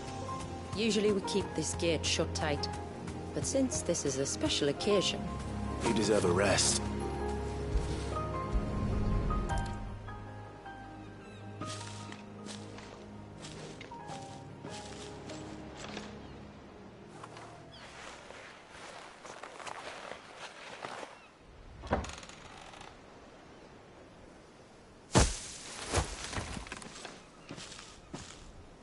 Thank the tides the weather held. This place can be treacherous when the waves are high.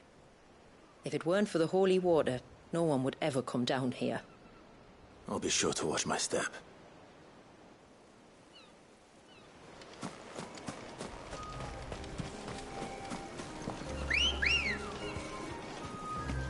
Let's go. Water flows to the sea, then rises into the clouds. Just like life, the end is not the end, only a new beginning. My ancestors chose this place because it was where the first boat landed. And it's a good thing they didn't land closer to the surge. Quite.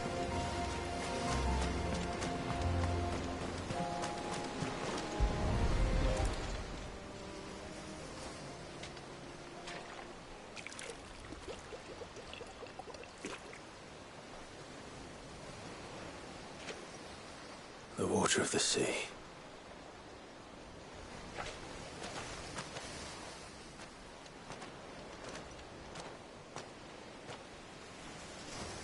I still can't help but be awed by it. Oh? All that wave ever made me feel was pity and sorrow for the innocent life trapped inside it. The child my great-grandfather sacrificed to try to change his people's fate. It was wrong, an unforgivable sin. But I often wonder, will my descendants ever forgive me for what I have done? As tributary, I've faced many difficult choices. And though I've always striven to do what's best for my people, here we live in poverty, hidden away from the world. So have my choices denied them a better life, just as my ancestors denied Walyas his? No. You would not forcibly sacrifice one of your people to save the others. You do the best you can for all of them, as do I. We share in their woes, just as we share in their joys. And the most we can do is try to bring them more of the latter. Aye, you're right. And try I shall, to bring all of my people a better tomorrow. Walyas included. Then I wish you luck. If my time with the boy is any indication, he's going to be quite a handful. Then we must start as we mean to go on, and give him the very best welcome we can. Where to next, then? Back to the village, to find out if my brother has made the necessary...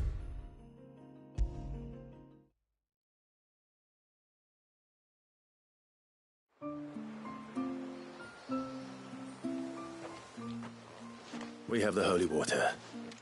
Is everything else in place? All ready to go. Told you could count on me. Then let us begin. Famiel, have your men summon everyone to the Witten Hall. Right you are. Shula, wait. I don't know the words.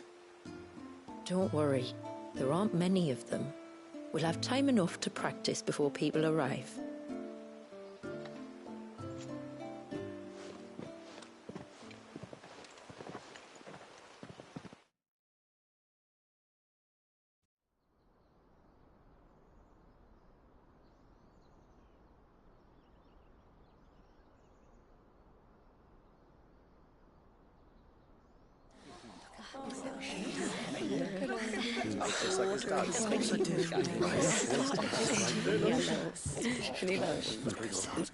My friends, we are gathered here today to welcome this child into our community by the rite of immersion, as has been our custom since the first reign. As tributary, I would normally perform the rite with the child's parents, but Walyas's mother and father returned to the sea long ago. So I and my brother Famiel shall serve as his family, while the one who returned him to us shall bear witness in my stead. Clive, if you would step forward.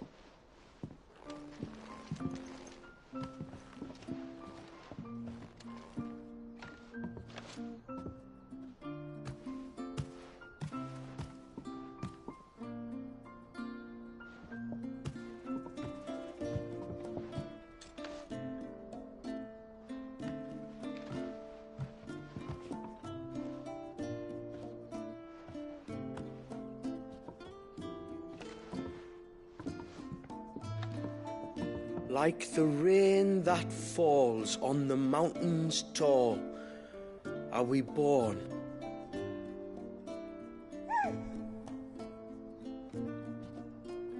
Like the river that flows through the valleys below, do we live.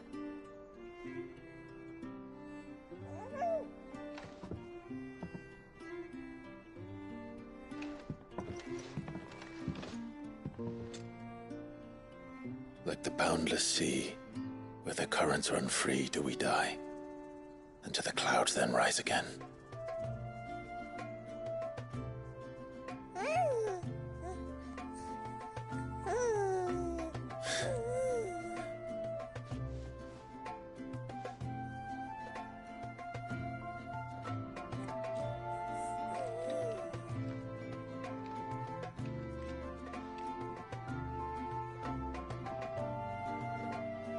The circle of water is the circle of life. And today, from the heavens falls rain anew. This child, Walias, now joins our stream, and he shall flow with us from the mountains to the sea.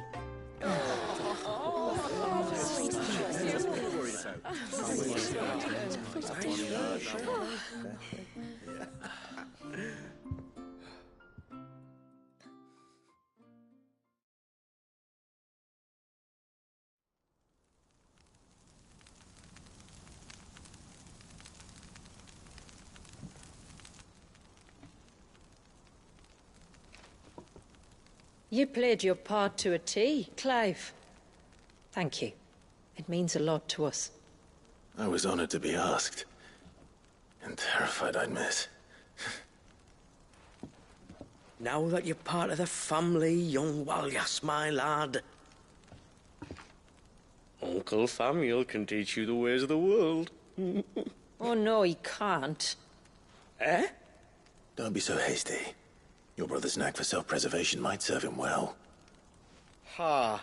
You are never going to let me live that down, are you?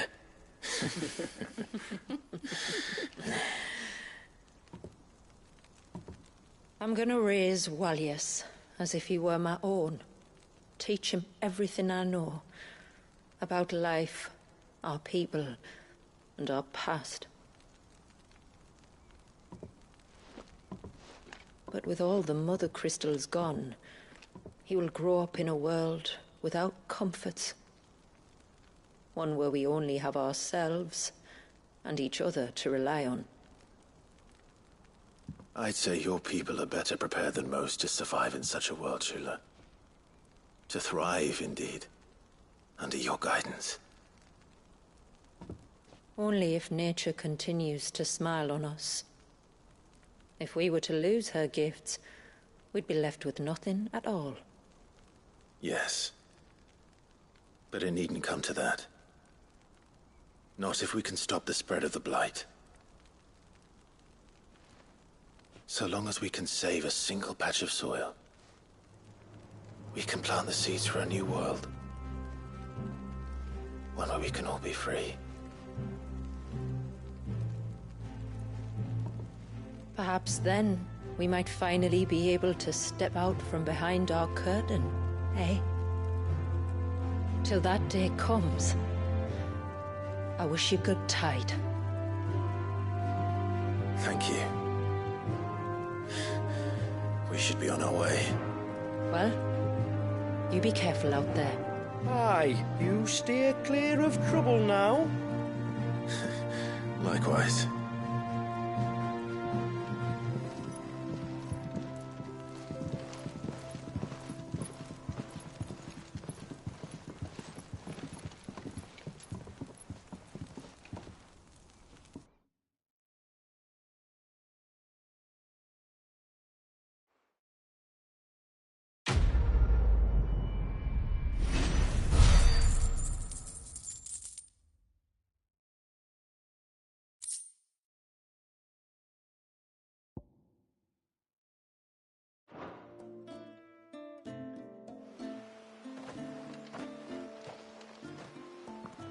To think, we must be the first outsiders to have witnessed that rite in over a century. Walias has been waiting for it for nearly as long. He seemed pleased to be finally rejoining the family. Now all we have to do is save that family. To change our river's course.